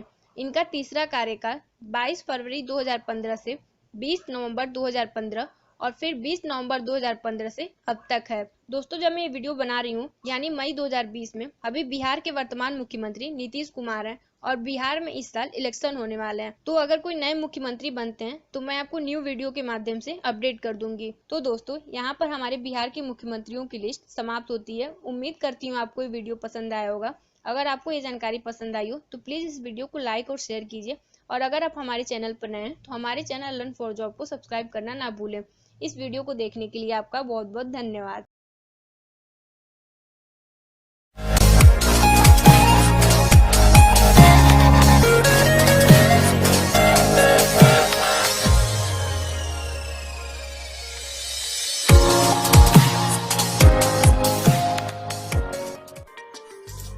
बिहार भारत के सबसे पुराने राज्यों में से एक है। बिहार वो राज्य है जिसे प्राचीन काल में मगध के नाम से जाना जाता था और इसकी राजधानी पटना को पाटलिपुत्र के नाम से जाना जाता था। बिहार का इतिहास उतना ही पुराना है जितना भारत का।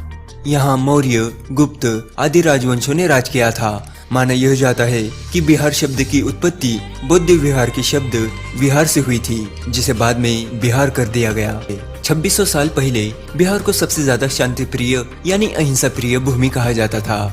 बोध गया और पावापुरी में लोग शांति प्राप्त करने के लिए आया करते थे और आज भी आते हैं। भारत के 4 महान राजा इसी राज्य से थे: समुद्रगुप्त, सम्राट अशोक, राजा विक्रमादित्य और चंद्रगुप्त मौर्य। पुरातन काल में बिहार देश की व्यापारिक राजधानी हुआ करती थी। बिहार में भाषाओं की भरमार है। अंगिका, भोजपुरी, मगही, मैथिली और वजीरिका ये सब भाषाएं केवल बिहार की ही है। अंग्रेजी, हिंदी और मैथिली यहाँ की राजभाषा है। बिहार वो राज्य है जहाँ नालंदा और विक्रमशाला जैसे पुरातन विश्वविद्यालय है। तो दोस्तों, आज हम जानेंगे बिहार राज्य से जुड़ी कुछ महत्वपूर्ण जानकारियाँ। शुरू करने से पहले अगर आपने अभी तक हमारा चैनल सब्सक्राइब नहीं किया है तो प्लीज हमारे चैनल को सब्सक्राइब कर लें। साथ ही इस वीडियो को लाइक, शेयर और कमेंट भी करें। बिहार वो राज्य है जो भारत के इतिहास में साहित्यिक, ऐतिहासिक, धार्मिक सभी स्तर पर महत्वपूर्ण भूमिका अदा करता है और आज भी बिहार शिक्षा, संस्कृति और सामाजिक दृष्टि से उतना ही समृद्ध है जितना पहले था। बिहार की स्थापना 22 मार्च 1912 को बंगाल से विभाजन के बाद हुआ था। यहाँ की राजधानी पटना है और बिहार का सबसे बड़ा शहर पटना ही है। बिहार की जनसंख्या 10 करोड़ के आसपास है। आज बिहार में केरल, तमिलनाडु, आंध्र प्रदेश, गुजरात से अधिक संख्या में IAS और IPS निकल रहे हैं। बिहार की विकास दर आज 14.48% है, जो यह साबित करती है कि बिहार देश में तेजी से विकास करने वाले राज्यों में सर्वोच्च है। बिहार में सांप्रदायिक हिंसा अन्य राज्यों की अपेक्षा में कम है। बिहार आज शैक्षणिक स्तर पर केरल की शैक्षणिक स्तर को टक्कर दे रहा है, बल्कि यह कहना भी अनुचित नहीं होगा कि बिहार में साक्षर लोगों की संख्या केरल के लोगों से ज्यादा है।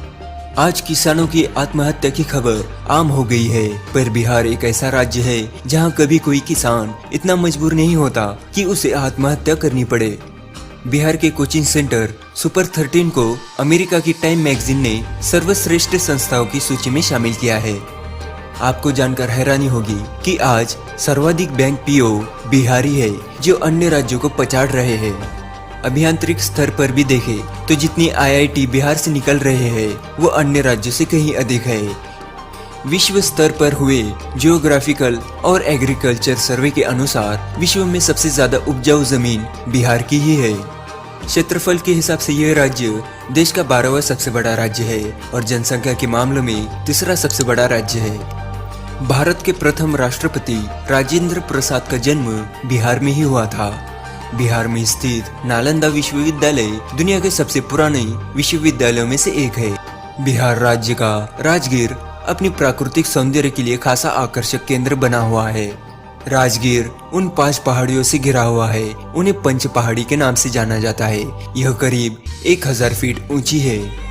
बिहार राज्य में अनेक त्योहार मनाए जाते हैं। छठ पूजा त्योहार यहाँ के निवासियों की गहरी आस्था से जुड़ी हुई है। यह साल में 2 बार चैत्र और कार्तिक में मनाया जाता है। अन्य राज्यों में रहने वाले बिहार के लोग भी बड़ी धूमधाम से छठ पूजा मनाते हैं।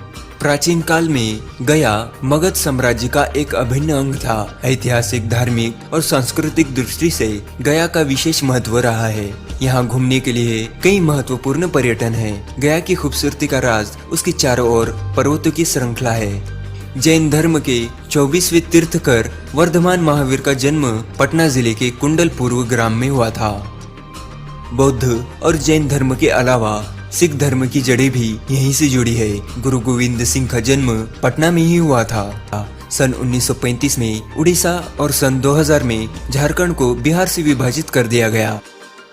तो दोस्तों, ये थी बिहार राज्य से जुड़ी कुछ महत्वपूर्ण जानकारियाँ। अगर आपको ये वीडियो पसंद आया हो तो प्लीज हमारे चैनल को सब्सक्राइब करना ना भूले। मिलते हैं नेक्स्ट वीडियो में किसी अन्य राज्य की महत्वपूर्ण जानकारियों के साथ। तब तक के लिए धन्यवाद। जय हिंद, जय भारत।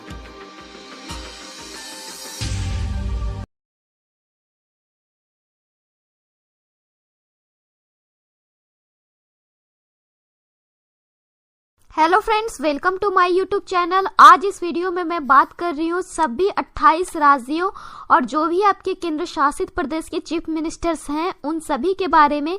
तो आप इस वीडियो को लास्ट तक जरूर देखिए अगर आपका एग्जाम आने वाले टाइम में है तो, बिकॉज ये आपको बिल्कुल अभी तक का अपडेटेड होगा। इसके अलावा इसमें जैसे ही कोई भी चेंजिंग आएगी उसे लेकर मैं आपको जल्दी ही अलग वीडियो बना दूंगी। कोई भी चेंजेस आएगी सबसे पहले आपको यहाँ पे वीडियो मिल जाएगी। तो हमारे वीडियो के लेटेस्ट अपडेट्स के लिए इस रेड बटन पर क्लिक करके चैनल को सब्सक्राइब जरूर कीजिए और सब्सक्राइब करने पर इस तरीके के बेल आइकन पे जरूर प्रेस कीजिए ताकि हम जो भी वीडियोस अपलोड करें उसके आपको नोटिफिकेशंस टाइम टू टाइम मिलती रहे। इसके साथ साथ राज्यपाल की वीडियो भी आपको अपलोड कर दी गई है, बिकॉज सीएम्स एंड राज्यपाल यानी कि गवर्नर से रिलेटेड वीडियोस आपको अक्सर एग्जाम में पूछे जाते हैं और स्टूडेंट्स इसमें बहुत ही ज्यादा कंफ्यूज होते हैं। तो चलिए शुरू करते हैं। सबसे पहले हम बात कर लेते हैं उत्तर प्रदेश की। तो उत्तर प्रदेश के जो आपको सभी को पता होगा कि राजधानी कहाँ है, तो लखनऊ है। एंड वहां के जो चीफ मिनिस्टर हैं वो योगी आदित्यनाथ हैं। इसके अलावा वो किस पार्टी से बिलोंग करते हैं ये भी आपके लिए बहुत ही ज्यादा इंपॉर्टेंट है। तो इसके लिए हमने आपको अलग से वीडियो बना दिया है जिसमें सीएम, गवर्नर्स एंड पार्टी सबका एक साथ का वीडियो होगा, तो आप उसे भी जरूर से जरूर देख लेना। नेक्स्ट क्वेश्चन है हमारा दिल्ली जो कि आपका एक यूनियन टेरिटरीज है, इसके साथ साथ हमारे देश की राजधानी भी है। तो दिल्ली के जो चीफ मिनिस्टर हैं वो हैं अरविंद केजरीवाल एंड यहाँ के गवर्नर हैं अनिल बैजल। फिर है आपका आंध्र प्रदेश की राजधानी है हैदराबाद, जो कि आपका चेंज होके 10 साल के लिए आपका हैदराबाद रहेगा। मतलब अमरावती आपको इसकी कैपिटल्स हो गई है, बट 10 साल जो है इसमें आपको हैदराबाद में ही काम चलेगा। तो आंध्र प्रदेश की कैपिटल अब आपकी हो गई है हैदराबाद एंड यहाँ के चीफ मिनिस्टर हैं वाई.एस. जगनमोहन रेड्डी। फिर है आपका असम के जो चीफ मिनिस्टर है वो है सर्बानंद सोनोवाल एंड यहाँ की कैपिटल है दिसपुर।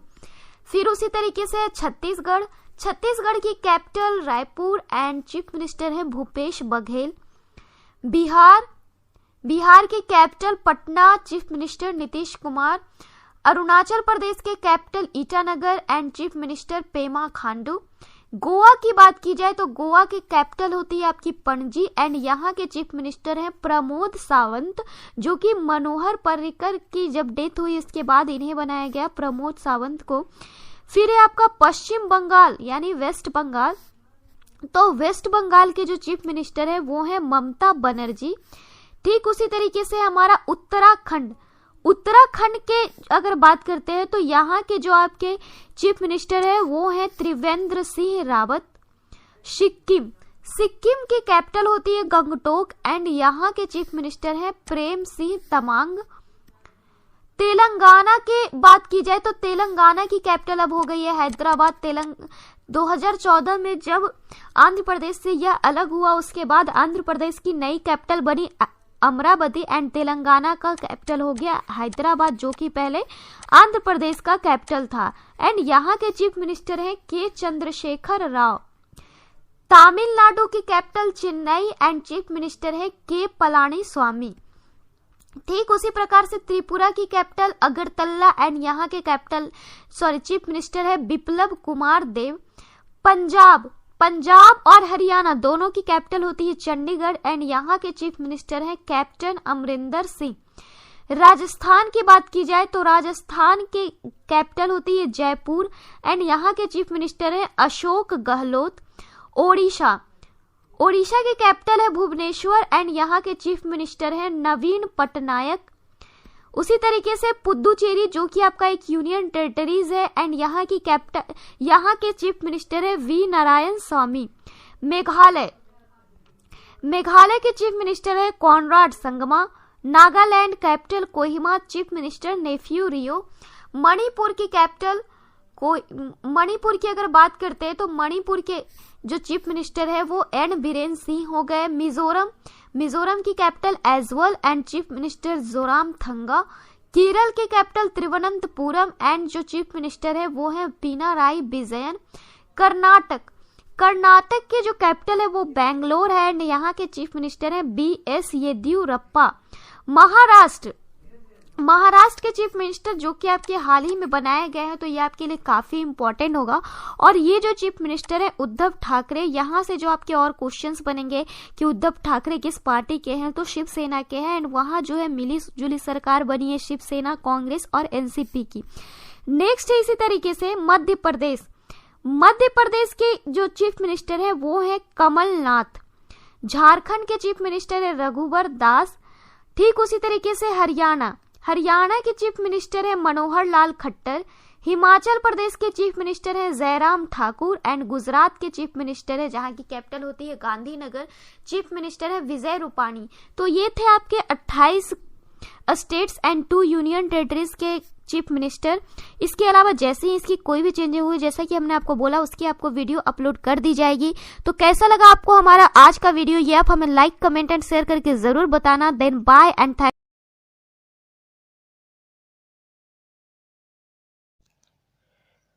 हेलो दोस्तों, स्वागत है आपका मेरे इस चैनल पर। दोस्तों, आज मैं आपको बताऊंगा भारत के राज्य और उनकी राजधानी तथा वहां के मुख्यमंत्री का नाम। तो चलिए दोस्तों, हम बिना किसी देरी के वीडियो स्टार्ट करते हैं।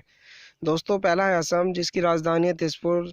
यहाँ के मुख्यमंत्री का नाम श्री सर्बानंद सोनोवाल है। दूसरा है आंध्र प्रदेश, जिसकी राजधानी है हैदराबाद। यहाँ के मुख्यमंत्री का नाम श्री चंद्रबाबू नायडू है। तीसरा है उत्तर प्रदेश, जिसकी राजधानी लखनऊ है। यहाँ के मुख्यमंत्री का नाम श्री योगी आदित्यनाथ है। चौथा है पश्चिम बंगाल, जिसकी राजधानी कोलकाता। यहाँ के मुख्यमंत्री श्रीमती ममता बनर्जी हैं। पांचवा है बिहार, जिसकी राजधानी पटना है। यहाँ के मुख्यमंत्री का नाम श्री नीतीश कुमार है। छठा है उड़ीसा, जिसकी राजधानी है भुवनेश्वर। यहाँ के मुख्यमंत्री का नाम श्री नवीन पटनायक है। सातवां है केरल, जिसकी राजधानी तिरुवनंतपुरम है।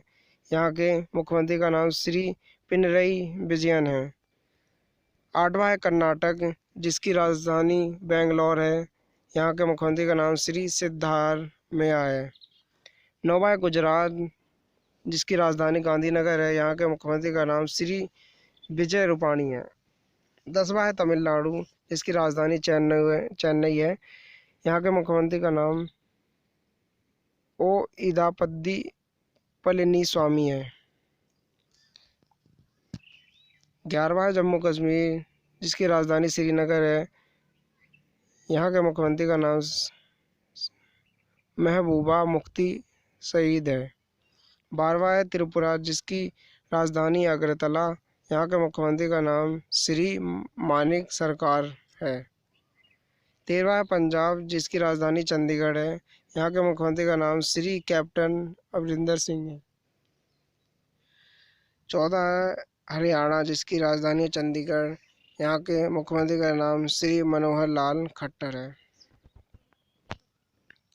15वां है नागालैंड, जिसकी राजधानी कोहिमा। यहाँ के मुख्यमंत्री का नाम श्री TR जोलियांग है।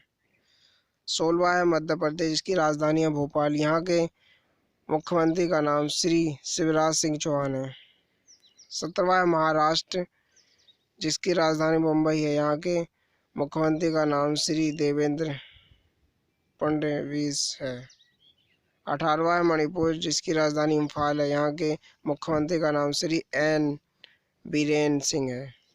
19वां है राजस्थान, जिसकी राजधानी है जयपुर। यहाँ के मुख्यमंत्री का नाम श्रीमती वसुंधरा राजे है।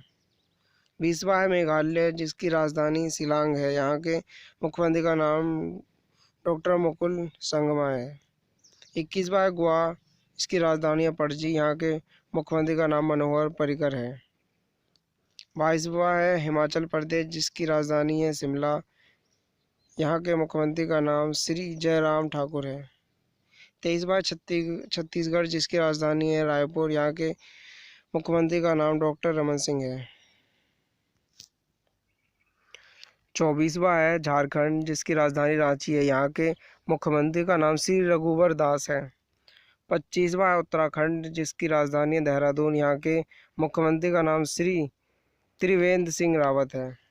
26वां है अरुणाचल प्रदेश, यहाँ की राजधानी ईटानगर है, यहाँ के मुख्यमंत्री का नाम श्री पेमा खांडू है। 27वां है मिजोरम जिसकी राजधानी आइजोल है, यहाँ के मुख्यमंत्री का नाम श्री पुललथन वाला है। 28वां है सिक्किम जिसकी राजधानी है गंगटोक, यहाँ के मुख्यमंत्री का नाम श्री पवन चामलिंग है। 29वां है तेलंगाना जिसकी राजधानी है हैदराबाद, यहाँ के मुख्यमंत्री का नाम श्री के चंद्रशेखर राव है। दोस्तों, अगर आपको ये वीडियो पसंद आई हो तो प्लीज़ चैनल को सब्सक्राइब कीजिए और वीडियो को लाइक कीजिए।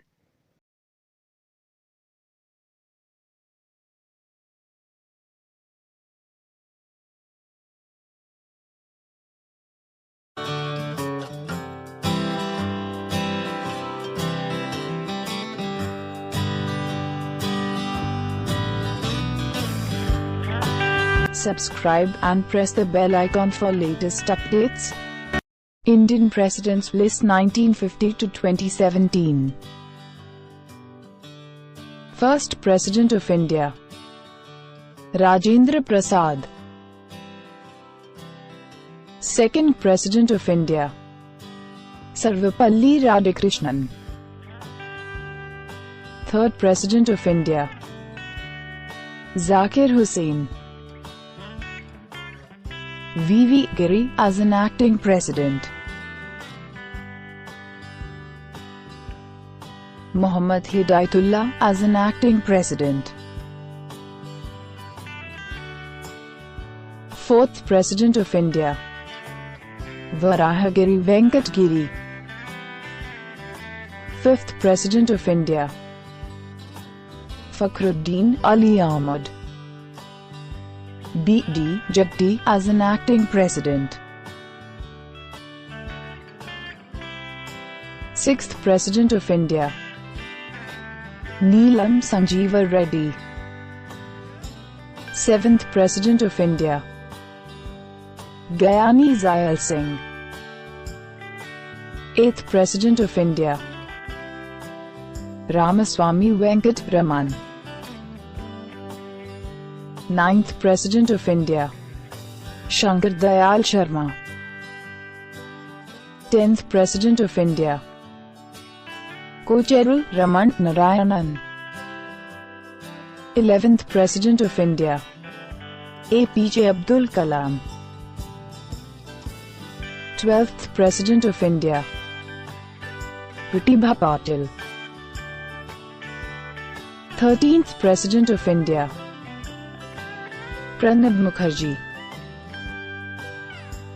14th President of India, Ramnath Kovind. Please like and share your valuable feedbacks.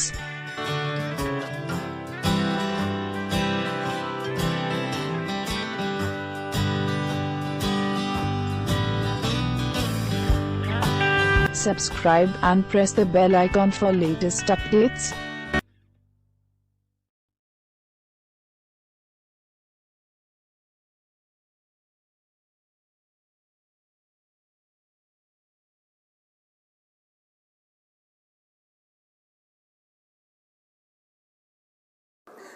नमस्कार दोस्तों, देखिए आज हम कुछ महत्वपूर्ण क्वेश्चन करने वाले हैं भारत के संवैधानिक इतिहास के। ये आरपीएससी फर्स्ट ग्रेड के लिए भी महत्वपूर्ण है फर्स्ट पेपर में, और इसके साथ भी जिनके पॉलिटिकल साइंस है, इसके अलावा जितने भी एग्जाम हैं दूसरे जिनमें संविधान से संबंधित क्वेश्चन आते हैं उनके लिए बहुत महत्वपूर्ण है। तो शुरू से लास्ट तक पूरे वीडियो को ध्यान से देखिएगा। ये सब क्वेश्चन पहले कहीं ना कहीं किसी न किसी एग्जाम में आए हुए क्वेश्चन हैं, तो काफ़ी महत्वपूर्ण है और यही बार बार जो है वो लगभग रिपीट होते हैं। इसके साथ ही वीडियो को लाइक ज़रूर करें, ज़्यादा से ज़्यादा शेयर करें। आपके कितने सही होते हैं कमेंट करके ज़रूर बताइए। इससे पहले का जो वीडियो है वो महात्मा गांधी से संबंधित है और बहुत महत्वपूर्ण वीडियो है। जितने महत्वपूर्ण फैक्ट हो सकते हैं वो उसमें शामिल किए हैं, उसको ज़रूर देखिएगा। उसमें आपसे एक क्वेश्चन पूछा था कि आत्मीय सभा की स्थापना किसके द्वारा की गई थी, तो उसका सभी विद्यार्थियों ने बिल्कुल सही जवाब दिया था, राजा राम मोहन राय के द्वारा। आज का जो आपका क्वेश्चन है वो लास्ट वीडियो से ही है। कि महात्मा गांधी ने साउथ अफ्रीका में सबसे पहले कौन से आश्रम की स्थापना की थी? आपको उस आश्रम का नाम बताना है। तो आइए हम शुरुआत करते हैं आज। सबसे पहला क्वेश्चन है, निम्नलिखित में से किस अधिनियम के अंतर्गत भारतीय विधान परिषद को बजट पर बहस करने की शक्ति प्राप्त हुई? तो भारत का जब संवैधानिक इतिहास आप पढ़ेंगे ईस्ट इंडिया कंपनी के आने से लेकर के और 1949 तक, 26 नवंबर 1949 तक, तो उसमें आपने ये चीजें पढ़ी होगी। तो आपके सामने 4 ऑप्शन है। ये क्या होगा इसका राइट आंसर? बी होगा भारतीय परिषद अधिनियम 1892। इसके अंतर्गत ही भारतीय विधान परिषद को बजट पर बहस करने की शक्ति प्राप्त होती है। देखिए 1857 में जो स्वतंत्रता संग्राम होता है, 1857 की क्रांति, उसके बाद से सारा शासन भार, यहाँ का जो नियंत्रण है वो किसके हाथ में चला गया? ब्रिटिश सत्ता के हाथ में। 1857 से पहले ईस्ट इंडिया कंपनी के हाथ में था और अब जो है वो ब्रिटिश सत्ता के हाथ में है। तो अब जो भी एक्ट जारी होगा वहां से जारी होगा। सेकंड क्वेश्चन है, संविधान सभा में सदस्यों का चुनाव कैसे हुआ था? यह आपके सामने 4 ऑप्शन है। सीधे जनता के द्वारा, भारतीय राष्ट्रीय कांग्रेस के नामांकन द्वारा, भारतीय राज्यों के शासकों से नामांकन द्वारा और प्रांतीय विधानसभाओं द्वारा। तो ये हो गया होगा। इसका राइट आंसर होगा डी, प्रांतीय विधानसभाओं के द्वारा। नेक्स्ट है, सूची सेकंड और फर्स्ट जो है इन्हें सुमेलित करना है। एक तरफ है नियंत्रण परिषद की स्थापना, सर्वोच्च न्यायालय की स्थापना, इंग्लिश मिशनरियों को भारत में कार्य करने की अनुमति और गवर्नर जनरल की परिषद में कानूनी सदस्य की नियुक्ति।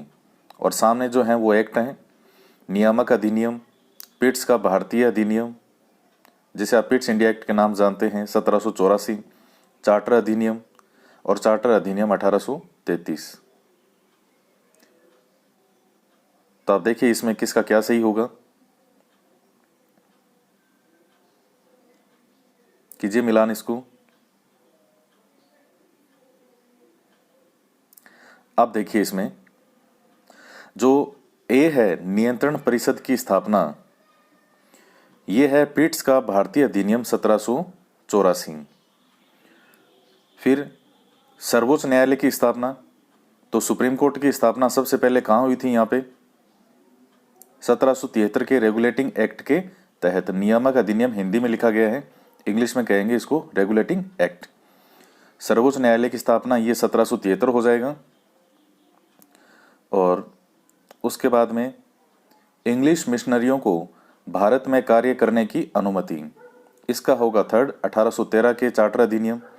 और गवर्नर जनरल की परिषद में कानूनी सदस्य की नियुक्ति, ये होगा फोर्थ, 1833। ये सब 1857 के पहले के एक्ट हैं। तो इसका राइट आंसर जो है वो हो जाएगा बी। नेक्स्ट है, निम्नलिखित में से किस अधिनियम में कलकत्ता में सर्वोच्च न्यायालय की स्थापना का प्रावधान किया गया था? तो सबसे पहले सर्वोच्च न्यायालय का जो प्रावधान है वो 1773 के रेगुलेटिंग एक्ट के तहत किया गया। कहां पर? कलकत्ता में सुप्रीम कोर्ट की स्थापना की गई, पहले सर्वोच्च न्यायालय की स्थापना। नेक्स्ट है, केंद्र में द्वैध शासन किस अधिनियम के अंतर्गत स्थापित किया गया? सैकड़ों बार पूछा गया क्वेश्चन है ये, ना केवल इन एग्जाम में, सैकड़ों बार ये क्वेश्चन पूछा गया है। केंद्र में द्वैध शासन, सत्ता जो है वो 2 शक्तियों के हाथ में, जो शक्तियों का बंटवारा 2 जनों के हाथ में। तो द्वैध शासन केंद्र में, सेंटर में किस अधिनियम के अंतर्गत? तो इसका राइट आंसर होगा भारत सरकार अधिनियम 1935। और अगर वो पूछे प्रांतों में द्वैध शासन, तो अगर आपने इससे पहले के वीडियोस देखे हैं तो 1-2 दिन पहले ये कोई वीडियो अपलोड किया था, उसमें आपको बताया था कि प्रांतों में द्वैध शासन जो है वो भारत सरकार अधिनियम 1919 के तहत किया गया था। तो अगर सेंटर का पूछे द्वैध शासन तो 1935 का एक्ट, और इसके अलावा अगर प्रांतों का पूछे तो 1919, मांटेग्यू चेम्सफोर्ड वाला था 1919 का। नेक्स्ट है, कैबिनेट मिशन योजना के अंतर्गत संविधान निर्मात्री परिषद में प्रत्येक प्रांत को आवंटित सदस्य संख्या निर्धारित करने के लिए एक प्रतिनिधि कितनी जनसंख्या के अनुपात में था? बहुत फेमस क्वेश्चन है। इसका राइट आंसर होगा बी, 10 लाख व्यक्ति। नेक्स्ट है, एक निर्वाचित संविधान सभा द्वारा सर्वप्रथम भारत के संविधान का निर्माण करने का प्रस्ताव किया गया था। तो आप देखिए इसका क्या राइट आंसर होगा। साइमन कमीशन, भारत सरकार अधिनियम 1935, क्रिप्स मिशन और ब्रिटिश कैबिनेट डेलीगेशन के द्वारा। राइट आंसर होगा इसका सी, क्रिप्स मिशन। जब क्रिप्स मिशन भारत आया था इसके बारे में हम पढ़ेंगे। महात्मा गांधी का जो दूसरा वीडियो अपलोड होगा असहयोग आंदोलन से जो शुरू है, तो उसके अंदर हम पढ़ेंगे क्रिप्स मिशन 1942 में। नेक्स्ट है, भारत में उपनिवेशी शासन के संदर्भ में 1883 में इल्बर्ट बिल का उद्देश्य क्या था? आईएसपी 2003। क्या था इल्बर्ट बिल?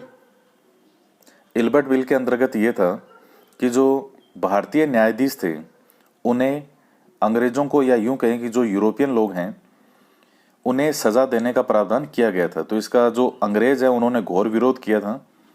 तो इल्बर्ट बिल का उद्देश्य क्या था? जहां तक अदालतों की दांडिक अधिकारिता का संबंध था, भारतीय तथा यूरोपीय लोगों को बराबरी पर रखना। यही होगा इसका राइट आंसर होगा ए। नेक्स्ट है, राष्ट्रपति की अध्यादेश निर्गत करने की शक्ति प्रेरित है किस एक्ट से? निर्गत करने का मतलब है जारी करने की, ये हिंदी के वर्ड हैं। तो राष्ट्रपति की अध्यादेश जो आज जारी करता है वो कौन से अधिनियम से प्रेरित है? तो वो होगा बी, भारत सरकार अधिनियम 1935। देखिए आज जो हमारा वर्तमान संविधान है उस पर सबसे ज्यादा प्रभाव किस अधिनियम का है? तो वो भारत सरकार अधिनियम 1935 का है। अध्यादेश क्या होता है? जब संसद का सत्र नहीं चल रहा हो और अचानक किसी कानून की आवश्यकता हो, तो उस समय राष्ट्रपति जो है वो अध्यादेश जारी करके और वो कानून बना सकते हैं। तो वो कानून बना भाई ऑटोमेटिकली, एक वो कानून ही है अध्यादेश जो है। कौन से आर्टिकल में है राष्ट्रपति का अध्यादेश जारी करने की शक्ति वर्तमान में? 123, 1, 2, 3। और राष्ट्रपति की जगह अगर राज्यपाल नाम हो कि राज्यपाल के द्वारा अध्यादेश जारी करने की शक्ति, तो इस शुरू वाले एक को बीच में ले आना है। तो राज्यपाल का है 213 नंबर आर्टिकल और राष्ट्रपति। नेक्स्ट है क्वेश्चन नंबर 10, भारतीय विधानपालिका प्रथम बार द्विसदनीय कब बनाई गई? तो 1892 का एक्ट, 1909 का एक्ट और 1919 का एक्ट और 1935 का एक्ट। तो क्या होगा इसका राइट आंसर? सही होगा सी, 1919। नेक्स्ट क्वेश्चन है, निम्नलिखित में से किस एक अधिनियम ने भारत में संघीय शासन की व्यवस्था दी थी? तो भारत में संघीय शासन, तो वही एक्ट है। इसका राइट आंसर होगा सी, भारत सरकार अधिनियम 1935। नेक्स्ट है, भारत के संविधान का प्रारूप तैयार करने वाली संविधान सभा के सदस्यों को किसके द्वारा नामित किया गया था? तो इसका राइट आंसर होगा सी, विभिन्न प्रांतों की विधानसभाओं द्वारा चुना गया। नेक्स्ट है, किस अधिनियम ने भारतवासियों को अपने देश के प्रशासन में कुछ हिस्सा लेना संभव बनाया? जब भारतीयों की भी भागीदारी की गई, किस एक्ट के तहत? तो चार्टर एक्ट 1833। नेक्स्ट है, स्वतंत्र भारत की संविधान सभा के अध्यक्ष कौन थे?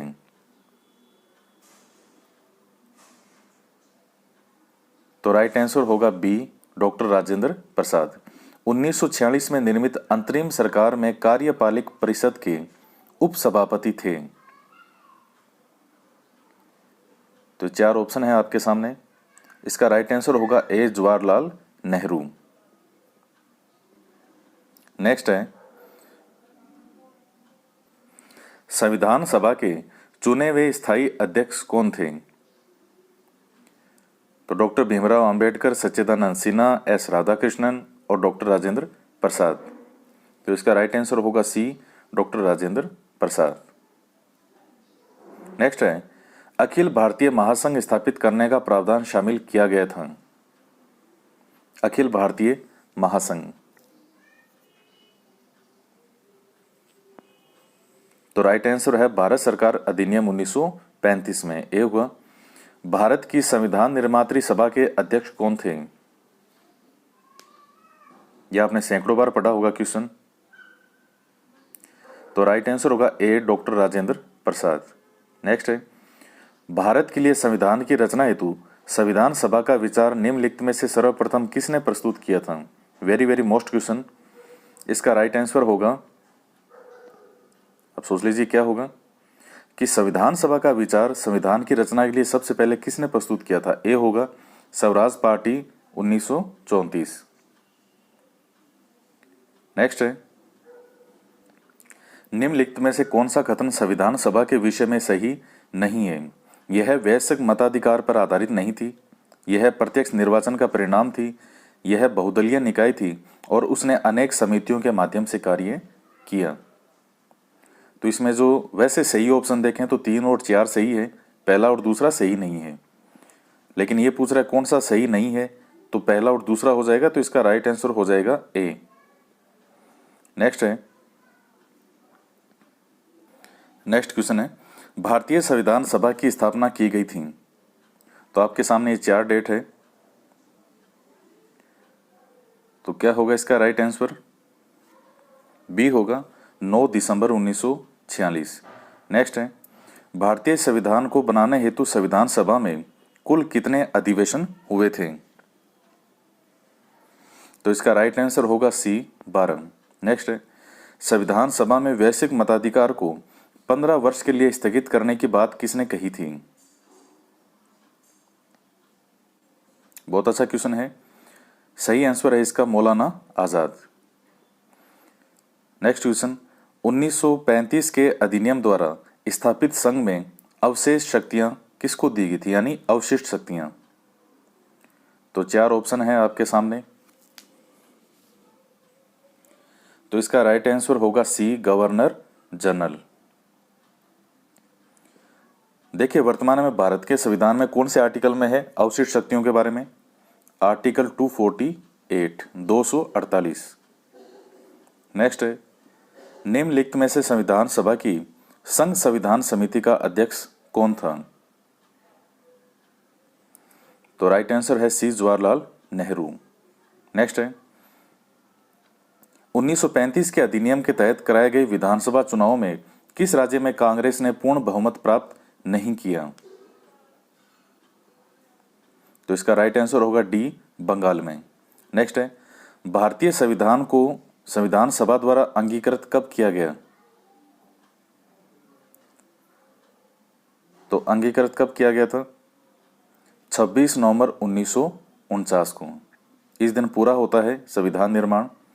और हमारा संविधान लागू कब हुआ था? तो 26 जनवरी 1950। नेक्स्ट क्वेश्चन है, भारत का संविधान पूर्ण रूप से तैयार हुआ था? तो अभी अभी लाइन आपको बोली थी ऊपर, 26 नवंबर 1949, और लागू कब हुआ था? 26 जनवरी 1950 को। नेक्स्ट है, संविधान सभा के सम्मुख संविधान की प्रस्तावना का प्रस्ताव किसने रखा?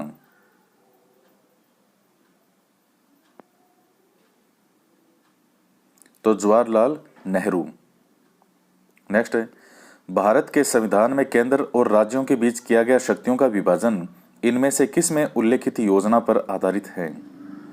तो ये 4 ऑप्शन आपके सामने हैं, 1909, 1935 और 47।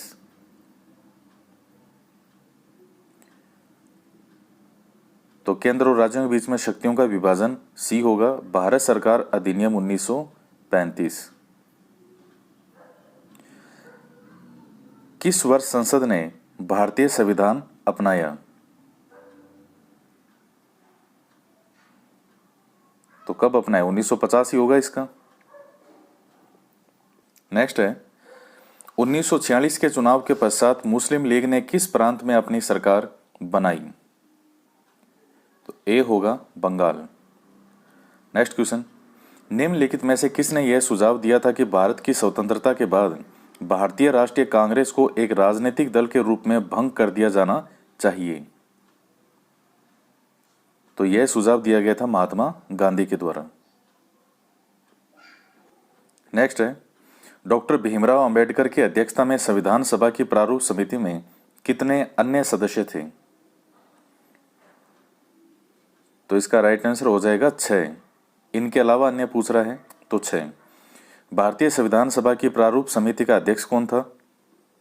तो ये सेम रिपीट क्वेश्चन है, राइट आंसर होगा डॉक्टर भीमराव अंबेडकर।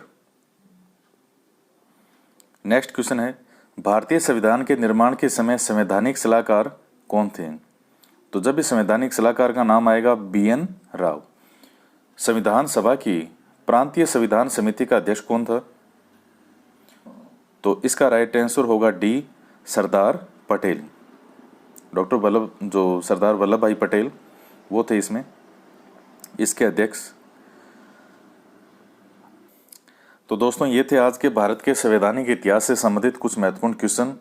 आज हम इतना ही करेंगे और इसके बाद में नेक्स्ट वीडियो में और भी कई क्वेश्चन और जो टॉपिक हैं वो लेके आएंगे। तो इसी प्रकार जो है वो जुड़े रहें और अच्छे से स्टडी करते रहें। तो आज के वीडियो में इतना ही, और आपसे जो क्वेश्चन पूछा था शुरू में उसका जवाब जरूर दीजिएगा। क्या था क्वेश्चन कि महात्मा गांधी के द्वारा साउथ अफ्रीका में सबसे पहले कौन से आश्रम की स्थापना की गई थी? तो आज की वीडियो में इतना ही, मिलते हैं नेक्स्ट वीडियो में एक नए टॉपिक के साथ। जय हिंद, जय भारत।